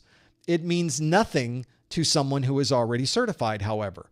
They could change the exam every day, but if you are already Security Plus certified, it doesn't matter. The instant you pass your Security Plus exam, whether it's a 601 exam or a 701 exam, the instant you pass, you are certified for 3 years. Doesn't matter what happens with the exams, doesn't matter what goes on with the testing process. You're not part of the testing process anymore. You're Security Plus certified. And passing a 601 and passing a 701 results in exactly the same certification, a Security Plus cert. The certifications themselves aren't numbered. There is no such thing as a 601 Security Plus certification. It's just a Security Plus cert. There's no such thing as a 701 Security Plus certification. It's just Security Plus. Take, for example, someone who took their exam for Security Plus 10 years ago. Let's say they took the 401 exam. And every 3 years, they make sure to renew their cert. And so for 10 years, they have been updating. So they've maybe renewed their cert 3 times since they earned the certification. They are just as Security Plus certified as someone who passes their 701 exam today. And the 701 exam holder, that person who took that exam, is just as Security Plus certified as somebody who has earned theirs 10 years ago. So that's the difference. There is a big difference between a numbered exam and the Security Plus certification that you earn. So as Mr. Reed's question asks, if you take the 601 and pass it, do you have to take the 701? No, you don't. You're good for 3 years. In fact, you probably will never have to take a Security Plus exam ever again, as long as you renew the certification every 3 years. That's it. So that's kind of nice. So if you're someone who's working, maybe you've been working on the 601 exam for 6 months. 701 exam wasn't out 6 months ago. You've been working on it. Just complete your studies before July. You will become Security Plus certified, and you will have that certification for 3 years. Nice one to have. So definitely an important question. And thank you, Mr. Reeds, for asking that one. Let's go through some more questions on our list. Let's talk about, this is kind of personal, but we'll talk this from Stanley, who says, what previous cybersecurity jobs have you had? I'm assuming you're referring to me since you sent me the question. This is one, the last job I had working for a third party was a cybersecurity position. I was a senior systems engineer for Palo Alto Networks. I would be the person who would come to your place of business and you're maybe thinking about upgrading your firewall. Maybe you need a new firewall. Maybe you need a particular feature in a firewall. And you would talk to us about the challenges or the things that you're trying to resolve. And then I, as the systems engineer, would talk to you about how this technology would solve that problem for you. And I can talk about how other people have implemented the technology and how I have used the technology to be able to solve those particular kinds of problems. Maybe it's the application aware capabilities. Maybe it's the built-in antivirus and anti-malware. Maybe it's the intrusion prevention. Maybe it's the cloud-based malware detection. Maybe it's the SSL VPN capabilities. Maybe it's the IPsec capabilities. All of these things surround firewalls and intrusion prevention and cybersecurity. So that was the last position I had. I was working there. I guess I stayed there about 7 years. It was one of those jobs where it was just too good to leave. Palo Alto Networks was a great position to have. I really enjoyed my time there and I learned a lot. That's one of the great things about security in general. It's constant change, and I was able to learn quite a bit. It was a job that required a lot of travel. Though there's always trade-offs with jobs like this. Even though it was one that I found very interesting, there was something new every day. I got to meet a lot of great people. I got to travel to a lot of different places. It did take time away from the family, and we did that for about 7 years. But we were super successful. I was brought on board with Palo Alto Networks in its early days. I think I was employee number 95. So before we even hit 100 employees, I was on board and telling everybody about the wonderness, that the craziness, the technology that we had built called the next generation firewall. Obviously now Palo Alto Networks, I think they probably have over at least close to 10,000 employees, don't they? I mean, they're doing great. But when I left, That's when they really took off. Once I left. They're doing great. I'm doing this now. So I think we've had a nice trade between the days of travel. Now I'm finally able to stop traveling so much. And I guess my travel now is just done virtually over the internet. So I'm now traveling into your computer wherever you happen to be. Always a lot of fun. And so before that, I had security positions. I worked at a company at the time was called Network Associates. That was a company that was McAfee, who bought Network General. And became one company. I was on the Network General side as a systems engineer working for their network management tools and their protocol analysis tools and reporting, and suddenly became part of McAfee. And so all the McAfee firewalls, antivirus, intrusion prevention, at the time, McAfee had quite the list of products, and they were all focused on security. They were trying to build a very big security company. It didn't work out. And eventually those two companies divested. There was a divorce, if you will. And Network General went off and did Network General things again. McAfee went off and became McAfee again. And so I moved back into the world of network management for a little bit of time. And then my next step there, I think right after we divested ourselves, we were purchased by NetScout. So these days, if you want to know where the sniffer products are that Network General used to have, NetScout's got them. That's who owns them. And then I moved from NetScout to Palo Alto Networks, and the rest there is apparently history. I think cybersecurity jobs, security in general in IT is such a fun place to be because there's so much to learn. There's something always different, unique, and different challenges coming down the line. And it gives you a chance to really be technical because you're working with applications, with networks, with security, and you're kind of combining them all together to do some very, very interesting things to protect data, to protect networks. A lot of fun. So that was my previous cybersecurity jobs. It is an advantage, I think, for people that come to watch my videos. I like to think because I've had time in the field, I've had time in the trenches, I've been doing this with people and some of the largest networks in the world from a security perspective, I hope I bring some of that into the videos themselves so that you get a real world understanding of how people are really using these technologies out in the world. And they are. I would not be talking about these and showing you these technologies unless it was something that might be useful for you to learn. Let's go with some other questions. There's a lot more that you've submitted, so let's keep going through this list. This is a pretty good one. It's a common one that shows up. We did some performance-based questions earlier. The performance-based question that I asked you today had 5 or 6 answers. You might have gotten some of them right and some of them wrong. And so you may be thinking to yourself, do you get partial credit on these performance-based questions? How does that work? Well, CompTIA has, in fact, maybe we can find it. I talk to this very often. CompTIA performance-based questions and partial credit. Let's see how well our search engines work on this.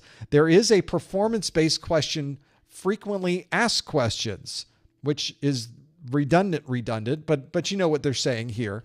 And one of the things they ask in this list of questions for performance-based questions is, let's see if we can find it.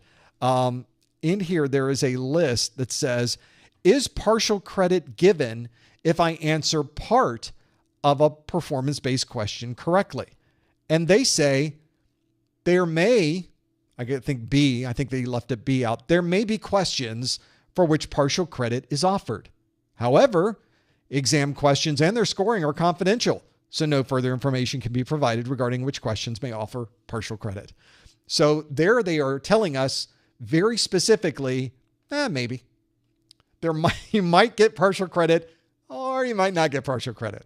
They have told you definitively, perhaps. Is that sort of where that one showed up? I don't know that that was really helpful. I don't know if that really gave us a lot of detail. Well, actually, it did tell us there's a chance. So what you're saying, CompTIA, is there's a chance. And indeed, there is a chance. So hopefully, with questions like we had today, I would like to believe that that is one that really does lend itself towards partial credit. And I would like to believe that on an exam, that would be a partial credit question. The problem, though, is you'll never know. They don't tell you the grading. They don't tell you the scoring. They don't tell you if you got partial credit. They don't tell you if you didn't get partial credit. You will never know. So although it's interesting to think about the grading process, and it's interesting to try to reverse engineer the things that they are doing, it's ultimately impossible to reverse engineer it. So my recommendation to you is don't worry about it. You're never going to know either way. There's no way to prove it. There's no way to disprove it. So it's more of an interesting conversation we can have, but ultimately it doesn't tell us anything about whether we got the credit or not. Okay, well, that's one of those situations where we just have to do the best we can on the exam. The score is going to take care of itself at the end. That's my recommendation to you, is don't worry about it. Focus on the exam objectives, focus on knowing the material, and then it doesn't matter because you're just going to pass the exam anyway. And ultimately, the score doesn't matter. You either pass or you don't pass. You get that passing score, you're fine. As long as you get a 750. If you get a 750, you can come back and say, I passed the exam. Like, you passed the exam just as well as someone who got a perfect score. It's true, except you probably studied just the right amount to be able to get that 750. That's the benefit. Whoever got the perfect score studied way too much. What were they doing? What were they thinking, right? So that's my recommendation. Don't worry about the details. 750 is not a percentage. We know that the questions themselves are worth a different number of points. So there's no way to calculate a percentage either. That's what I mean. Reverse engineering this, it's a process that's fruitless. It's pointless. Don't worry about that part. So, and there can be questions that actually don't count. How you like that? Happens on the exam. We'll work through those. Let's keep going through this list and get a feel for what's here. The other questions that you've submitted, there's some great stuff in here. We've answered a number of them. So if I don't get to your question, we've probably already covered it during this session. Don't feel bad. I do see them on the screen, but there's no reason to repeat ourselves for this. This is a common question. I'm going to address it again because I think it's important. Because a lot of sites, for some reason, focus on this, and I don't know why. The question from Graham is, do I need to know all the ports and their common uses, or just the common ones? Well, what a good question. So my response to this is always, what list of ports from the exam objectives are you referring to? And the ultimate answer, it's a trick question, by the way. The answer to that is, when we start looking at these, the answer is, let me see if I can find my exam objectives. There they are. If you look through the exam objectives, you go through this entire list of exam objectives. There's a lot here. There's no port numbers. See any port numbers? None on there. Nope. There's no port numbers there. How about this one? Nope. No port numbers. Let's do no port numbers on that. Those two pages. Let's keep going. Port numbers there. All right. How about the acronym list? Let's go through the acronym. Any port number? No. Port numbers here? No. Are there even any protocols here? Not really. Not a lot. There's some, but no port numbers. No port numbers there. And now we're at the end of the exam objectives. We just went through the entire 701 objectives. There's no port numbers on that list. 0. If you go back and look at the 601 objectives, there are also no port numbers on the 601 objectives either. They don't exist. So my recommendation always is, port numbers are interesting, and there may be questions on the exam that reference some very well-known port numbers. So if you know HTTP, HTTPS, SSH, and Telnet, you're sort of done. But those are things you sort of know already. That's not even a concern. Other than that, there's not really much you need to know from a port number perspective. In fact, CompTIA tells us in their exam objectives, you really don't need to know any. And I think that's probably, if you are studying for the exam, I think what you should be doing is studying everything listed in the exam objectives and spending all of your time on the objectives. Let's say that I'm wrong. Let's say that for some reason, CompTIA puts one question on the exam that has something to do with port numbers. let's say that it's just an odd port number from out of the blue that nobody even thought would be there. Whenever you take the exam and you get that one question, you might get it wrong because I just advised you not to study any port numbers. But it's okay because the other 89 questions, on possible maximum of 89 questions on the exam, are all from the exam objectives. So if you know the objectives, as I mentioned before, you're going to pass your exam. Why are you bothering the process? Why are you bothering to study more than what's on the objectives? Why are you going outside the scope of what CompTIA has already told you and most people have already proven is the only thing they're ever going to ask you on these exams? Now, here's when I bring this up to people, because they're seeing these port numbers, in fact, pages of port numbers being presented to them by other people on the internet saying, you need to know these pages of port numbers. And they say, yeah, but the port numbers aren't in there.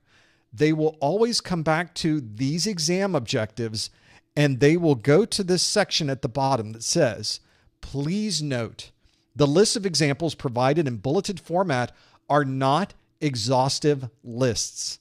Other examples of technologies, processes, or tasks pertaining to each objective may also be included on the exam, although not listed or covered in this objectives document. I will tell you that people have misunderstood that set of sentences as meaning you will absolutely get content on your exam that's outside the scope of this document. And in reality, nothing of that ever occurs. CompTIA does not go outside the scope of this document. This is what the lawyers asked them to put into this document so that I guess nobody can complain about it. But as it turns out, the lists of examples provided in bulleted format in this document are pretty exhaustive. They stay very, very close, probably 99.9% to the exam, which effectively is 100%. It says that other examples of technologies, processes, or tasks pertaining to each objective may also be included on the exam, except once you take the exam, you realize, hey, there's nothing else on this exam other than what's in this list of objectives. So although it says they may also include more stuff on the exam, as it turns out, they don't. So I would recommend, highly recommend, you stick to the objectives. If you stick to the objectives, you're going to do fine. You will pass your exam. Don't bother with understanding port numbers. Don't bother going back to older exam objectives and pulling documents out of that one. Don't do it. There are no port numbers listed in the objectives. Therefore, don't waste your time on that. It would be a much better use of your time to study anything else in the exam objectives than anything that's not listed there. I think that's a pretty important one. So there are people, in fact, in the chat room now, people are trying to justify, no, but wait, the objectives, they talk about protocols. They do talk about protocols. They don't talk about port numbers. That's the difference. And that should give you a clue that knowing the protocol is important. What does that protocol do? When would you use that protocol? Is it a secure protocol? Is it an insecure protocol? But it has nothing to do with port numbers. So that's what I would recommend you focus on as well. Stick to the objectives. Don't let them lead you astray somewhere else. Be very smart about the time you spend studying, and I think you'll do fine. I think that's pretty important. Let's keep going through the list of questions that you have. Boy, we're running out of time quick. Let's go through some more. This is, I'm going to take this question from Ethan. I'm going to kind of expand it a little bit. Hope you don't mind, Ethan, but we will do this. Ethan asks, afternoon, Professor, I'm planning on taking the Network Plus and Security Plus within the next month. Ethan, you're a madman. You're killing it. The question that Ethan asked is, which do you recommend I take first? So that is the question. So the answer is one that I can't answer for you because I don't know what you're trying to do. I don't know what you're trying to accomplish. I don't know what your goals and objectives are. I don't know what jobs are available in your area. I don't know anything about anything relating to your personal career goals and objectives. I don't. Now, we could have a conversation about it. We could sit down. We could discuss this. We could go through and look at different jobs in your area. But there's a whole scalability problem when it comes to that, because I can't do that for everyone. So this is what I would recommend for you and for everybody is first, figure out what you want to do. Now, that's a very broad question. Maybe you have a goal over the next 5 years. Maybe you see yourself, I'd love to get into cybersecurity. That's a pretty good goal. It's a common goal a lot of people have, and it's a good goal. But you also need to be very much more specific. Often we go to interviews, they always ask that interview question. Where do you see yourself in 5 years? Where do you see yourself in 10 years? And then you have to come up with what 5 years down the road is going to look like, which, by the way, no one can predict and very difficult to even plan for a 5-year plan because the technology is moving under our feet constantly. Even if we come up with something 5 years from now, it's probably going to be different than what 5 years actually turns out to be. So what I tend to tell people or ask people, what do you want to do next? I think that's a much more focused question. I think it is a much more realistic question. What do you want to do next? What is the next job that you reasonably could see yourself in? Now, if you ask somebody the question, they go, I'm going to be the CEO of AT&T. All right, well, that's delightful. That's a lovely answer. But where realistically do you see yourself next? What are you trying to do next? And it needs to be a very well thought out, well focused, reasonable, and attainable answer. And to get that answer, you may not have that answer off the top of your head. You may not really know. I think the way to tell is to do the research. You need to go out and look at the current jobs available in your area. The jobs, not just the jobs in your area, but the ones that you would be qualified for. So let's say you're just starting in the industry. There's a lot of entry-level positions available in certain companies in your area, help desk positions, service desk positions, field service, maybe some entry-level security operations center or network operations center. There's a lot of different entry-level positions out there that you might be qualified for. List out every single one of those you find in your area that would apply to you, that you really feel like you would fit into that position. Now look to see what they're offering and asking for. Do they want somebody with Windows experience? Do they want someone with Linux experience? Do they want somebody who has an A+ certification? Do they want somebody who has a Security Plus certification? Do they want somebody who has a Cisco certification, a Microsoft certification, a Red Hat certification? You need to find out what the employers would like you to have. I'm taking this from the perspective that Ethan is trying to get a job, and that anyone who's listening to this is working towards some type of career movement. You want to be able to get that position. So I want you to do the research. I want you to go find those jobs and create a spreadsheet that shows they want this formal education, they want these industry certifications, and they would like it if I had knowledge in these topics. Document all of that out. And maybe you can find in your area 5 jobs, 10 jobs, 20 positions that are currently being posted. And it will give you a very nice overview of what employers are looking for. Maybe after you compile that information, you see that in your particular geography, 9 out of the 10 jobs want Security Plus. Maybe you're in the DC area and those jobs tend to be that way. Maybe you're based out of Dallas, Texas, and you find that half the jobs in your area want Security Plus. Maybe you're based out of Miami and you find that 10% of the jobs want Security Plus. So I don't know that any of those numbers are accurate, by the way. I'm just giving you some examples, but that will help you make a decision on what certifications are interpreted as being more valuable for your particular purposes. And I think that's an important consideration, is because you need to find out from the perspective of an employer, what do they think is valuable? And that may be very different than what you think is valuable or what I think is valuable. And that's the real difference. I see people on the internet all the time saying, you shouldn't be working on any of this stuff. The best certification in the world is and they'll spit out a certification. It's the Red Hat. Red Hat is the best certification. Cisco's CCNA, that's the best certification. By themselves, those certifications have no value. They have zero value. The value of a certification is what you do with it. And the value of that certification hopefully matches what employers would like you to do with it. So that's where you need to focus. Don't worry about what other people think is the best, or what they tell you is the best, or what they perceive as the best.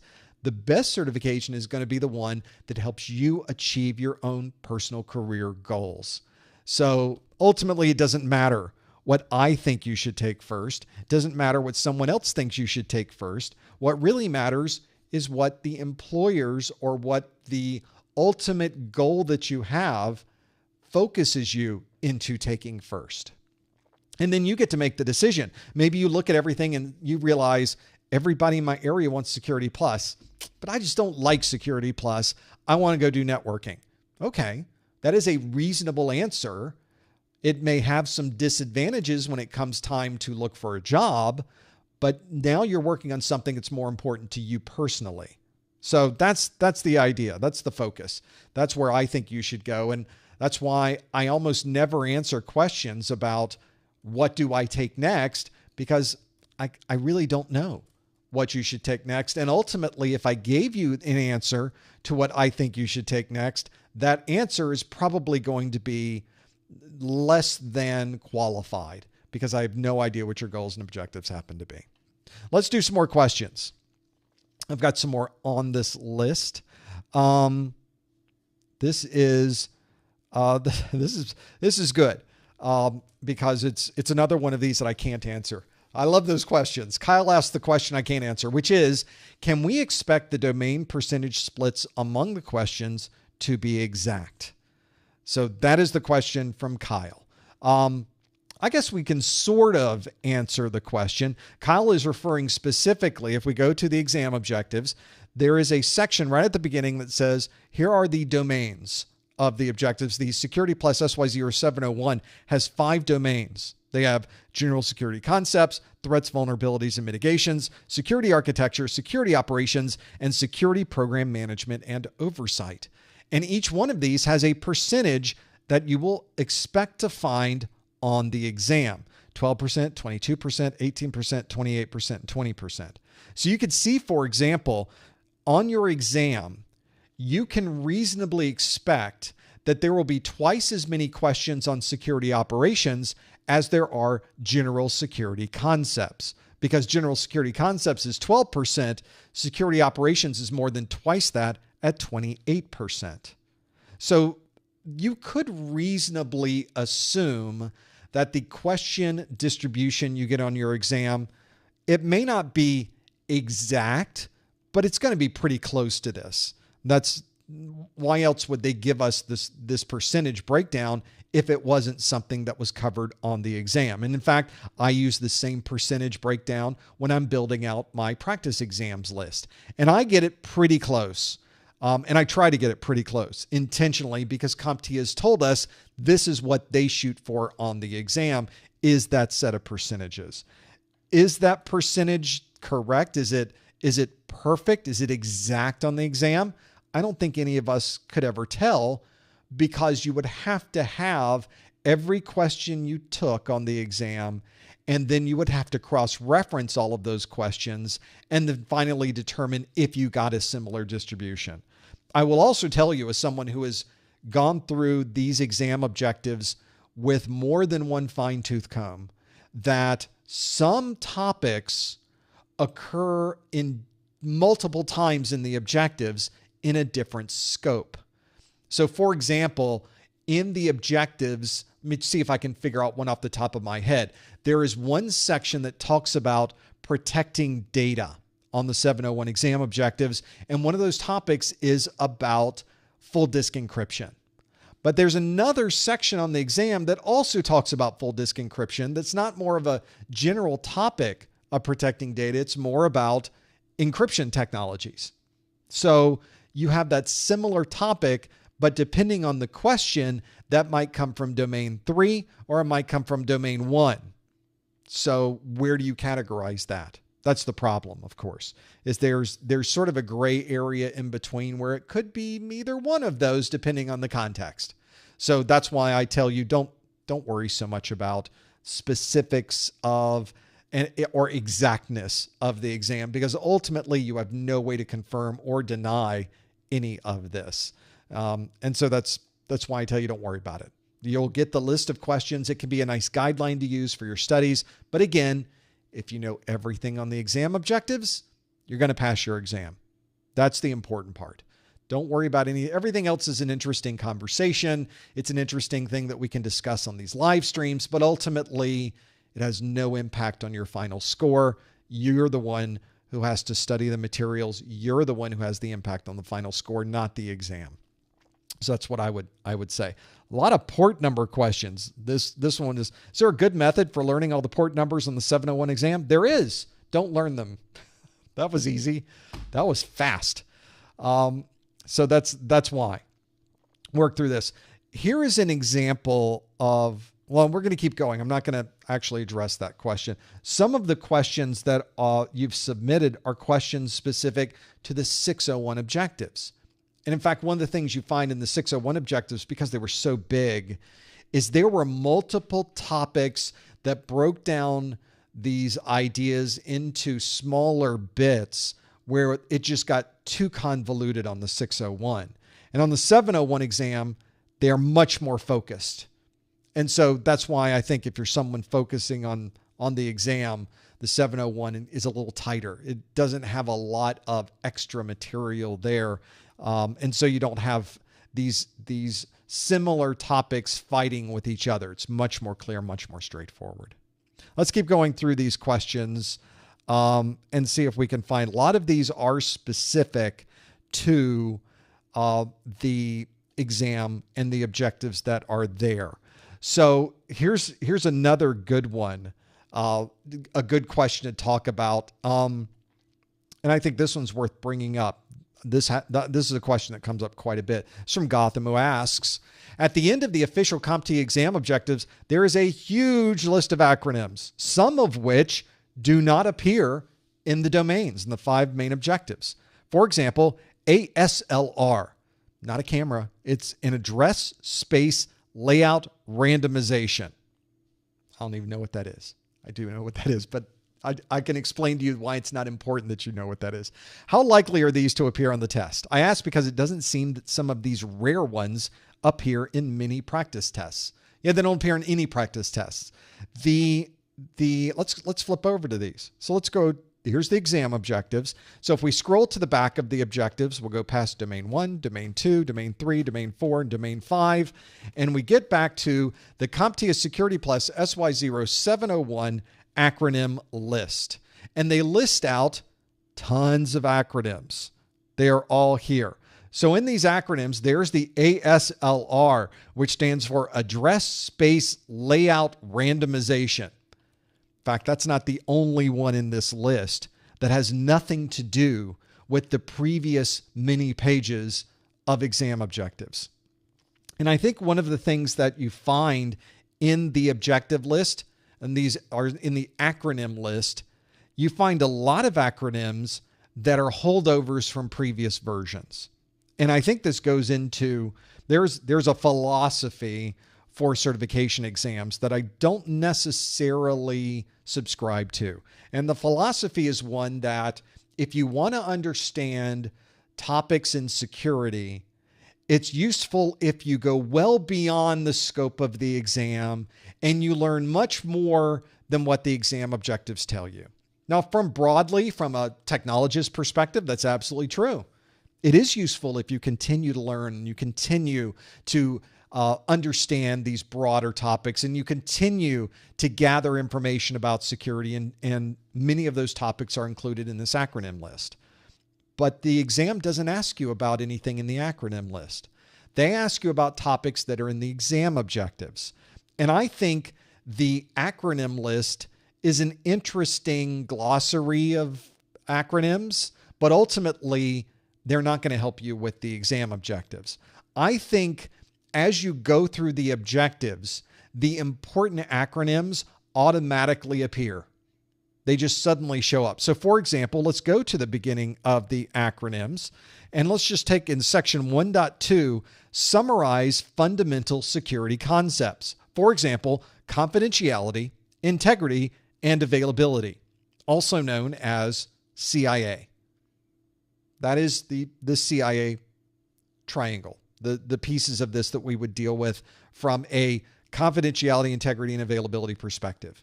So the CIA acronym is already there. Another example is things like AAA. AAA servers refer to authentication, authorization, and accounting. AAA, it's right there. It's in the exam objectives. Those acronyms are obviously useful and important because they're clearly spelled out as part of the objectives. Things like public key infrastructure, things like trusted platform module, hardware security module, certificate revocation lists, online certificate status protocol. They spell it out in the objectives. Those are the important acronyms. Those acronyms that are in the back, you're absolutely right. Some of them are not important for the exam. Others are just wrong sometimes. I find a lot of wrong acronyms. They've gotten a lot better lately. The latest set of exam objectives corrected a number of them. But it is a very good example of where they just go a little bit further beyond the scope of the objectives by putting in a number of these acronyms. I don't think they're incredibly important. In fact, if you were looking to focus your efforts for studying, I would tell you to disregard the acronym list. I don't think they're important for passing your exam because you will know the important acronyms organically as you go through your studies. What's in the acronym list is really not important for taking your exam because you will never get a question in your exam that asks, what does the abbreviation AUP stand for? And then they give you things to choose from. You will never get this on your exam. That is a trivia question that will never, never, never, never appear on your exam. So don't spend time with flashcards. AUP stands for acceptable use policy. AV stands for antivirus. BASH stands for born again shell. BCP stands for business continuity plan. That's a worthless exercise.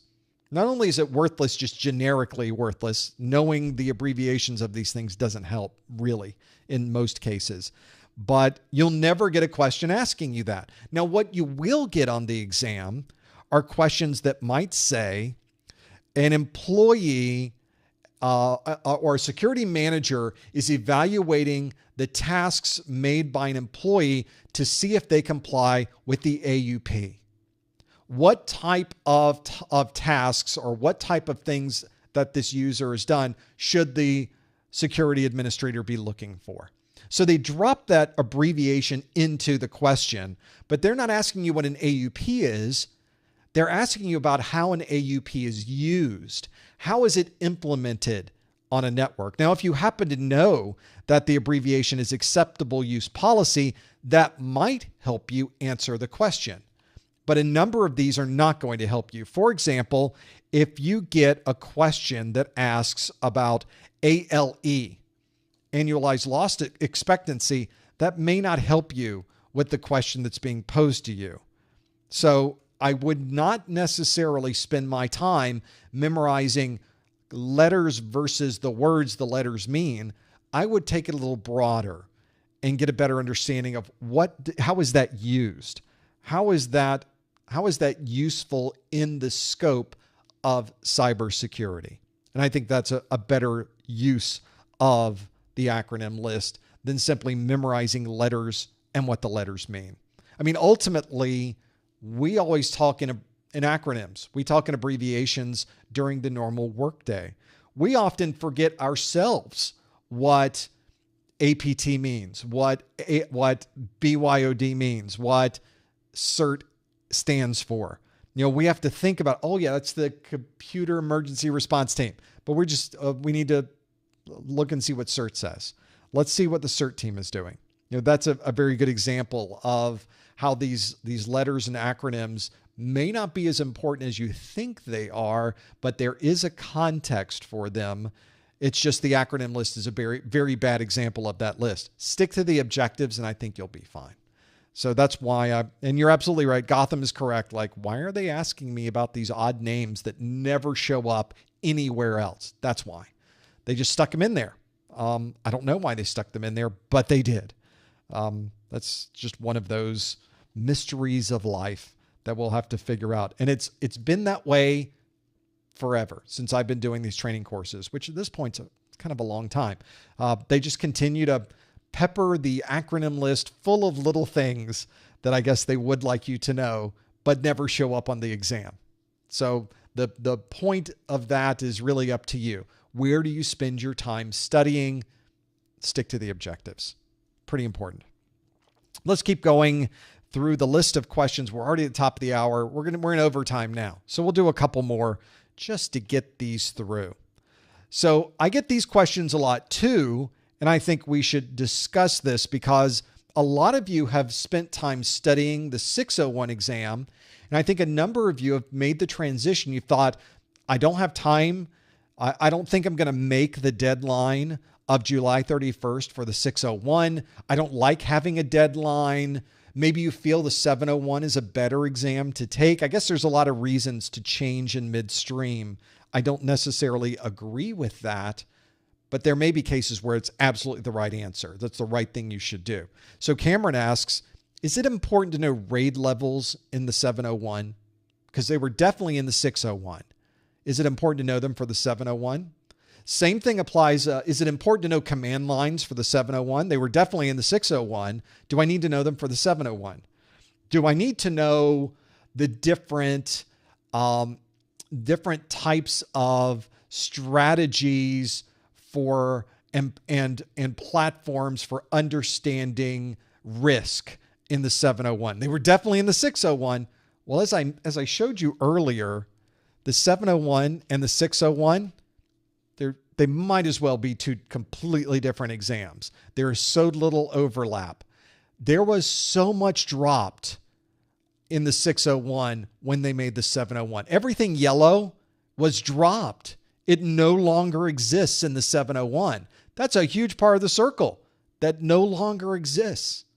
So again, the important part is for us to go back to the exam objectives. Let's bring it up. Somebody was asking, where do you get the objectives from? From the CompTIA website, or go to professormesser.com/objectives and click on the link. It will take you over there. So let's go to this set of exam objectives and let's look for RAID. RAID comes up in the acronym list. Isn't that interesting? Good example of what we were just talking about. That is the only example of the word RAID in the 701 exam objectives is in the acronym list. It doesn't appear in the exam objectives. So that was a good example of things that were dropped in the 701 that are no longer part of the exam objectives. Also not listed in the exam objectives for 701, there are no command lines. No command line utilities are listed here. None.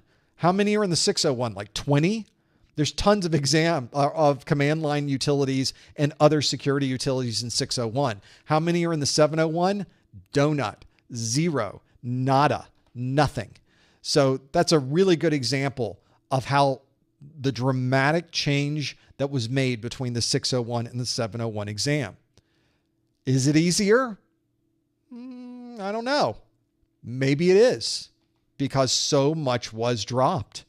As I mentioned, it's a smaller set of objectives to learn. Does that make it easier? Kind of sort of might, right? I find that the security details are pretty interesting. So that's a really good example of how things are very, very, very different. So that is exactly why when you start getting into this, you need to understand the objectives. You need to have a focus on that, and you need to make sure you stick to the objectives. So important in this group of things. Let's go back to other questions you have since we're in overtime here. I'm going to go through a couple of others that we have. You guys have sent such great questions, and thank you for doing that, by the way. So other topics we have here. A lot of people, this is a pretty good question, actually. I know this one's kind of specific to what we're doing here from our product perspective, from our training materials. The question asks, if we purchase the Success Bundle for the 701, will we have access to the practice exams when it's released? If you purchase the Success Bundle for the 701, the practice exams book will be automatically added to your download list the instant it is available. So it is just going to be automatic for you to be able to earn those. So make sure that if you are someone who has already purchased the Success Bundle or you're planning to purchase the 701 Success Bundle, check back in about a week or 2 weeks. Maybe 3, I think 1 or 2 weeks. Check back in a couple of weeks. Just keep checking back in. You'll suddenly see on the download page, oh, now the practice exams are available. I can download them. They will be added to your account at no additional charge because you are a Success Bundle owner. You get everything. And so if I create a new set of exams, you're going to get those because I will add them to the existing Success Bundle for everyone else as well. You lose or miss nothing because you are a Success Bundle owner. You've already made the investment in your training. You've already purchased that Success Bundle from our site. Of course, you're going to get access to those. I will absolutely make sure of that. It happens immediately and being able to use them. Other questions. Let's keep going through that list. Question is from a 701 perspective is, hey, when can you sit for the 701 exam? They started offering the 701 exam in November for English-speaking countries. So if you're taking the exam in English, it is currently available. They've been offering it since November. And I'm not sure about the other languages at the moment, but they tend to add them on after that first release. So they tend to be a number of months after, they will add other languages to the mix. But you can take the 701 exam right now. Absolutely. People are already taking it. People are already passing it. And it's available. You simply select when you sign up for the exam, you select which one you'd like to take. Do you want to take the 601 or do you want to take the 701? You get to decide. They don't force one on you. You're the one who gets to decide that at least until July 31st. And after July 31st, the 601 retires and the only option you're going to have is the 701. So that's where that comes from. Let's talk about this. So there is, Anonymous asks, how does the renewal process work? Do I take another exam, either the same length or shorter? What is the process? How do you do this? And the answer is there's a number of different ways to renew the exam. So reading through the exam objectives and taking these exams and getting through the exam part and passing the exam is the first part. Then you have this exam, your certification, once you pass that exam, is good for 3 years. You are certified for 3 years. You need to renew that certification before that 3-year period is up to renew it for another 3-year cycle. And there's a number of different ways to do it. You can collect continuing education unit credits. I talked about some of those earlier today. Some people collect credits, some people don't. You could take a higher level CompTIA exam. CompTIA lists what those different levels are on their website. So you could take a higher level exam and it renews all of the certifications underneath that. You could take a third-party certification exam. For example, you could take a Microsoft exam, a Cisco exam, a Palo Alto Networks exam. A third-party exam also counts towards a renewal. It could do a full renewal depending on the exam. They list and document those exams on the CompTIA website. You could also take the CertMaster CE computer-based training. They have this training program where you sit through the training, you answer the questions, and if you get all the questions right, then you've renewed your certification. If you don't get all the questions right, you can go back and take the test again until you get them all right. And once you finally get all the questions right, you've renewed your certification. It's a very easy way to do it. I have a video that's in the YouTube video description of this video, how to renew your certification in just a few hours. And that is one that steps through all of those options, kind of gives you an advantage and disadvantage of all of them. And then it talks a lot about the CertMaster CE because I just find that an easy, quick way to renew your cert. Well, we've had people come to our site before. They've come into our Discord and they've said, I'm in a bind. I just realized my certification expires tomorrow. and I need to renew immediately. How can I collect enough CEUs to renew immediately? It's very difficult to collect CEUs in such a short period of time. So what I recommended to this person was you need to go buy the CertMaster CE. Purchasing CertMaster CE is only a little bit more expensive than paying the annual maintenance for CEUs, but you can get through it in a number of hours. And that's what they did. They bought the CertMaster CE. They got through the entire thing that same day. They submitted it to CompTIA, and they renewed their certification on the last day of its eligibility. And now they were good for another 3 years. So it just depends on your specific requirements. There's different ways to renew. You need to find the one that works best for you. But CompTIA gives you a lot of ways to do that. What you don't want to do is not renew it. And then after the expiration date, you go back to CompTIA and said, oh, wait, it's expired. What do I do? And their answer almost inevitably is you have to go take the exams again. So don't be in that position either. That is pretty important. Whenever you start worrying about those certifications, I highly recommend you put it on your calendar so that before that date shows up, you already know that you need to work on renewing all of that. Pretty important. Okay, let's get another couple questions in before my voice goes out. Since it's Friday afternoon, I thought we would just get through as many questions as we possibly could. Since I know I don't have a live stream tomorrow, which is amazing to me at this point. We had a live stream Monday, we had one Tuesday, we had one yesterday, and we have this one today. So I'm looking forward to the weekend from this perspective. Let's keep going through this list.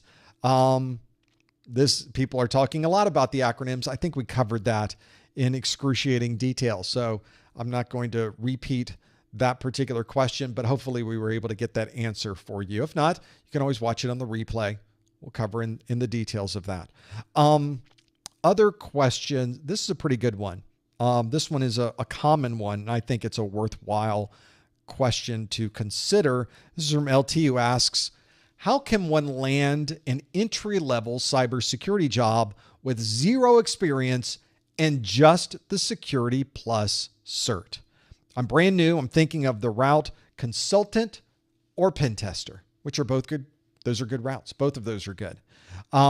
Let's talk about the market for security. Let's talk about getting a job in we'll call it the cybersecurity market. I tend to call it the IT security market because I think that gives it a little more context, but you can just assume that we're talking about the same thing. And this question that comes up is about the zero experience question, the getting your first job question are all good questions. And security is such an interesting arm of information technology. Everybody wants a part of the cybersecurity because it is interesting. It is fun. And as you've probably seen, pays pretty well. Who wouldn't want to be part of that? But indeed, IT in general, when you start moving up the ranks in databases and networking and operating systems and security, all of them tend to pay pretty well. So that is sort of an across the board kind of thing. Cybersecurity, IT security in general, tends to be, I don't want to say over marketed on the internet, but it is over marketed on the internet. It absolutely is. A lot of people know that there's a demand for people who want to learn cybersecurity. And I think there are some people on the internet that would want to take advantage of that demand, even though the actual jobs don't tend to be at the same demand level.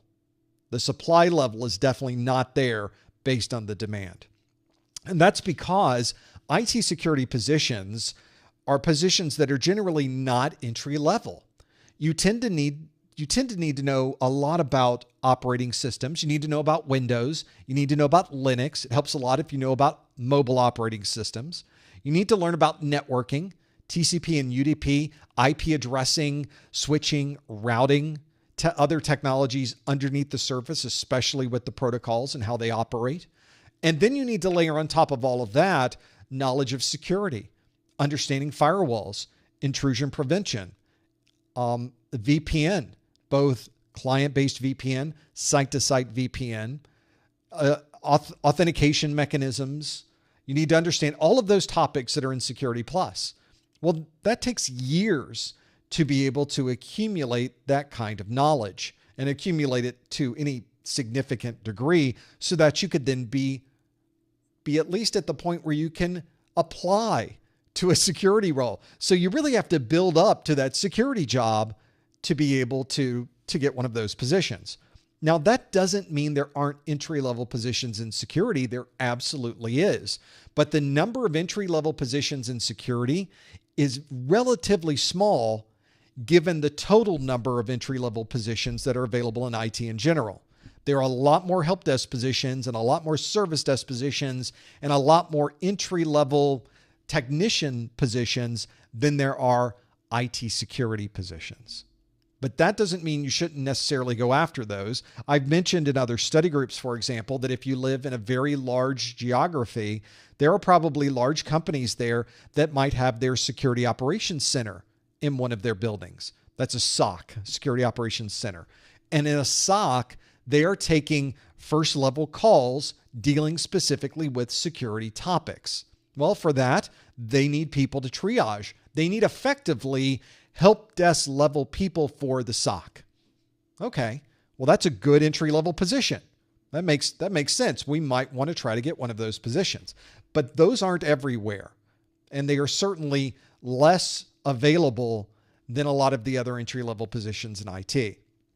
And that's why I tell people that you might want to have a different strategy when it comes to IT security. You might want to start by learning as much as you can about Windows, learning as much as you can about Linux, maybe managing mobile devices with a mobile device manager, an MDM. Maybe you want to get into the world of networking and understand how networks operate. How do switches communicate to each other? How do these routers work? How do these routing information updates and routing protocols operate? How do you connect routers across the internet? How do you manage routing tables? That is an important foundational skill as well. And then once you've done those things, maybe then is your strategy to move into IT security. So there are different ways to get to that end game, and it's not on a rail. There's a lot of different paths that an individual can take to get from point A to point B, and everybody has a different path that they're going to take.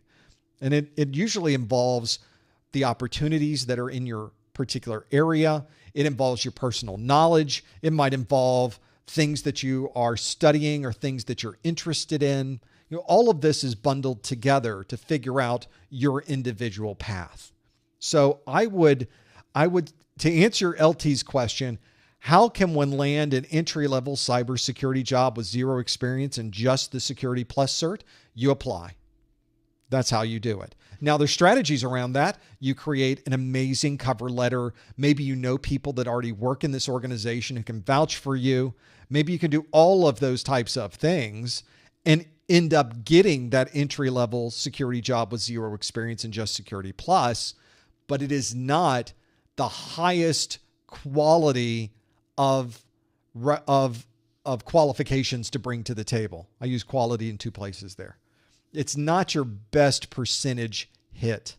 So you want to have a good formal education.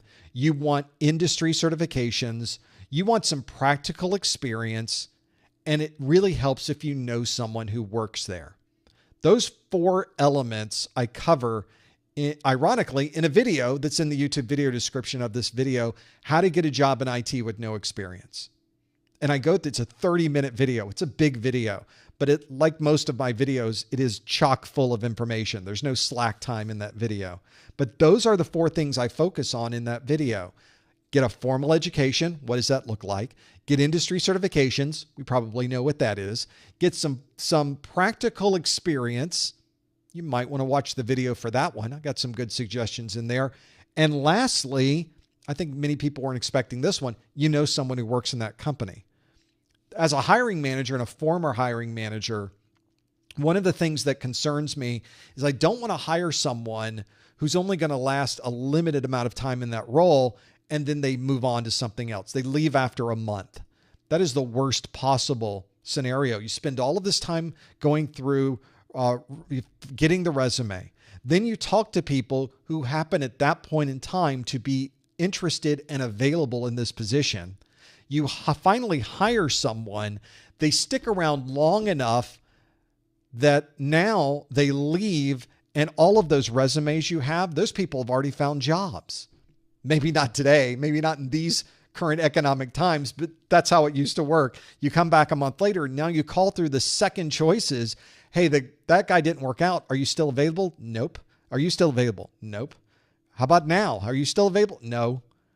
So then you basically have to start over again. Nobody wants to be in that position. And that's why knowing someone who works there is so good. It gets rid of the squirrel factor.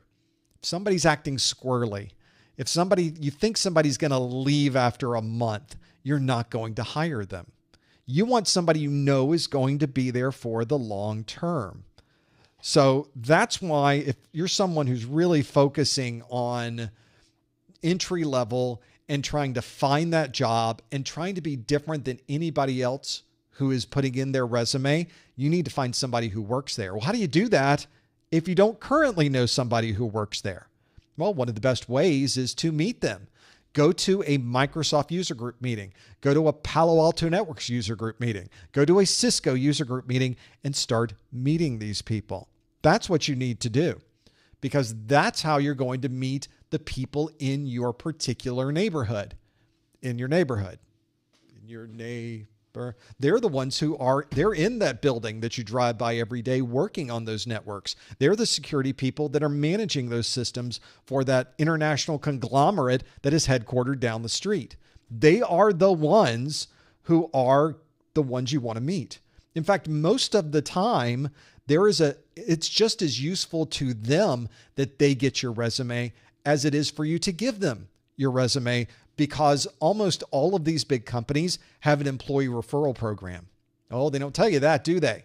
That means that if you give them your resume and they turn that resume into their HR or to their hiring manager, and then they end up hiring you, the person who submitted your resume gets a finder's fee. They get an employee bonus for hiring you because you brought them the name. They brought your resume in, and then they ended up hiring you. It's a win-win from that perspective. So very often when you go to these user group meetings and you start asking people, oh, where do you work? Oh, you work at that big conglomerate down the road.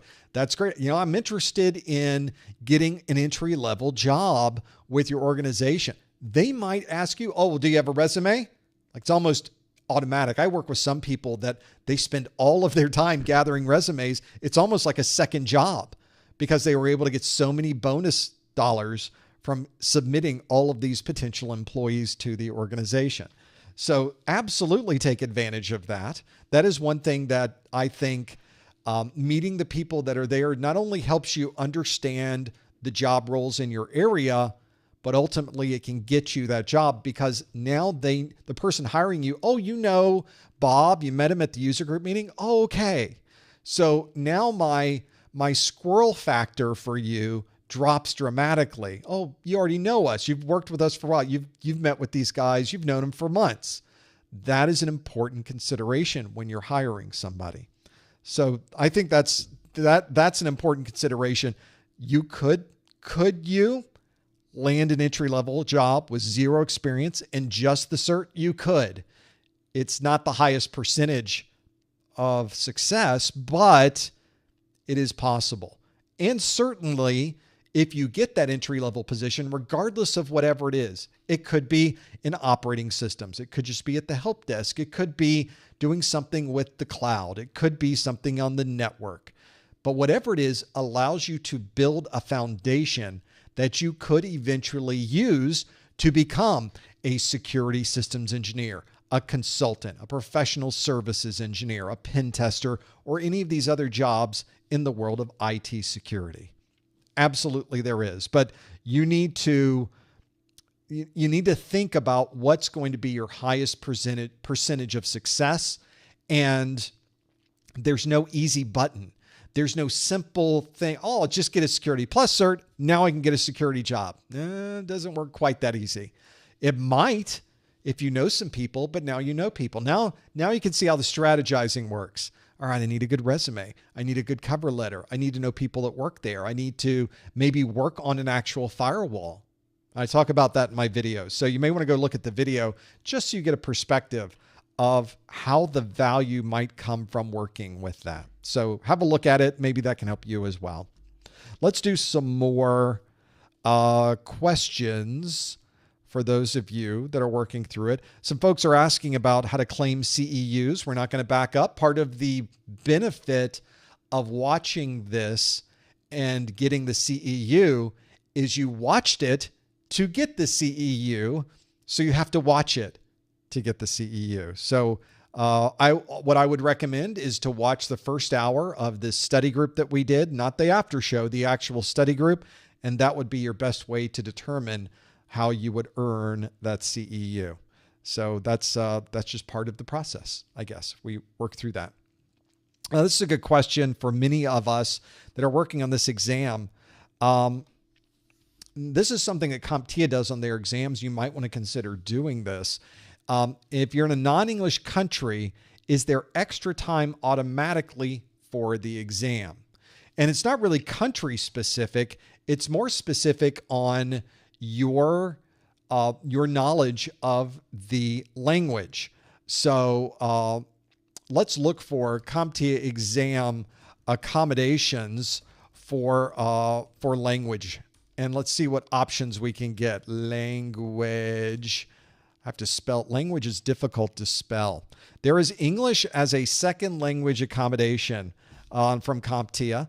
That if you're taking the exam in English in a non-English speaking country where a localized version of the exam is not available, then you can get extra time. And so there's a lot of caveats there to be able to figure that out. So for example, if you're in a country and let's say in that country they speak Spanish, but there is not currently a Spanish language version of the exam. So if that's the case, then what you may want to do is reference this English as a second language accommodation, and they add more time to the list. Right now, there is an interesting thing around that, and you see it's even mentioned here. Candidates in Quebec are not automatically granted the ESL accommodation. Actually, this is a candidate's testing with Pearson VUE in Quebec. Requiring an ESL accommodation must contact Pearson VUE. This is actually outdated because the laws in that particular province of Canada have recently changed, and you cannot take an exam in Quebec that does not have a fully French version. And interestingly enough, the Pearson VUE testing front end can give you the test in French, but everything in the user interface is not in French. Therefore, it is illegal in Quebec. That means currently right now, as we sit here on February the 23rd, 2024, you can't take a CompTIA exam in anything in the geography of Quebec. You can't. It's not available. They won't give it to you because it's illegal. So I think what they're probably working on is getting Pearson VUE to update their testing software so that it's fully internationalized and that every aspect of the user interface is then in that localized language so that they can offer a fully French version, which would then also allow them to offer an English version. So that just happens to be one of the interesting things about languages and certification exams right now, isn't it? There's a number of people that I have worked with, students on my website, and people have tried to take an exam in Quebec right now. Can't take one. It's not available. You literally can't sign up for an exam in the geography of that province. You have to go outside of the province just to take the exam. Can't even take it online. Can't do it. It's illegal. They will arrest you. No, they won't arrest you, but they can't. CompTIA can't offer it. It is illegal for CompTIA to offer it, not for you to take it. And that's why you can't take it right now. So I think they're probably going to fix that as fast as they can, but that takes time. That's a really good example of how sometimes these language rules they work out to be a little bit different than you might expect on there.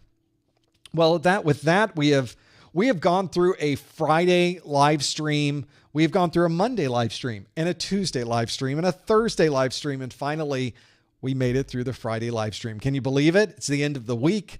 We got through all 4 of the live streams, and we had such great questions from you in the after show. Thank you so much for submitting those. We had a really nice grouping of questions to go through, and I really do appreciate everyone submitting those and being here for the first hour of the study group. Remember, we do one of these study groups every month. They are all archived on our YouTube channel. Our 701 videos are full and complete and available on our website and our YouTube channel.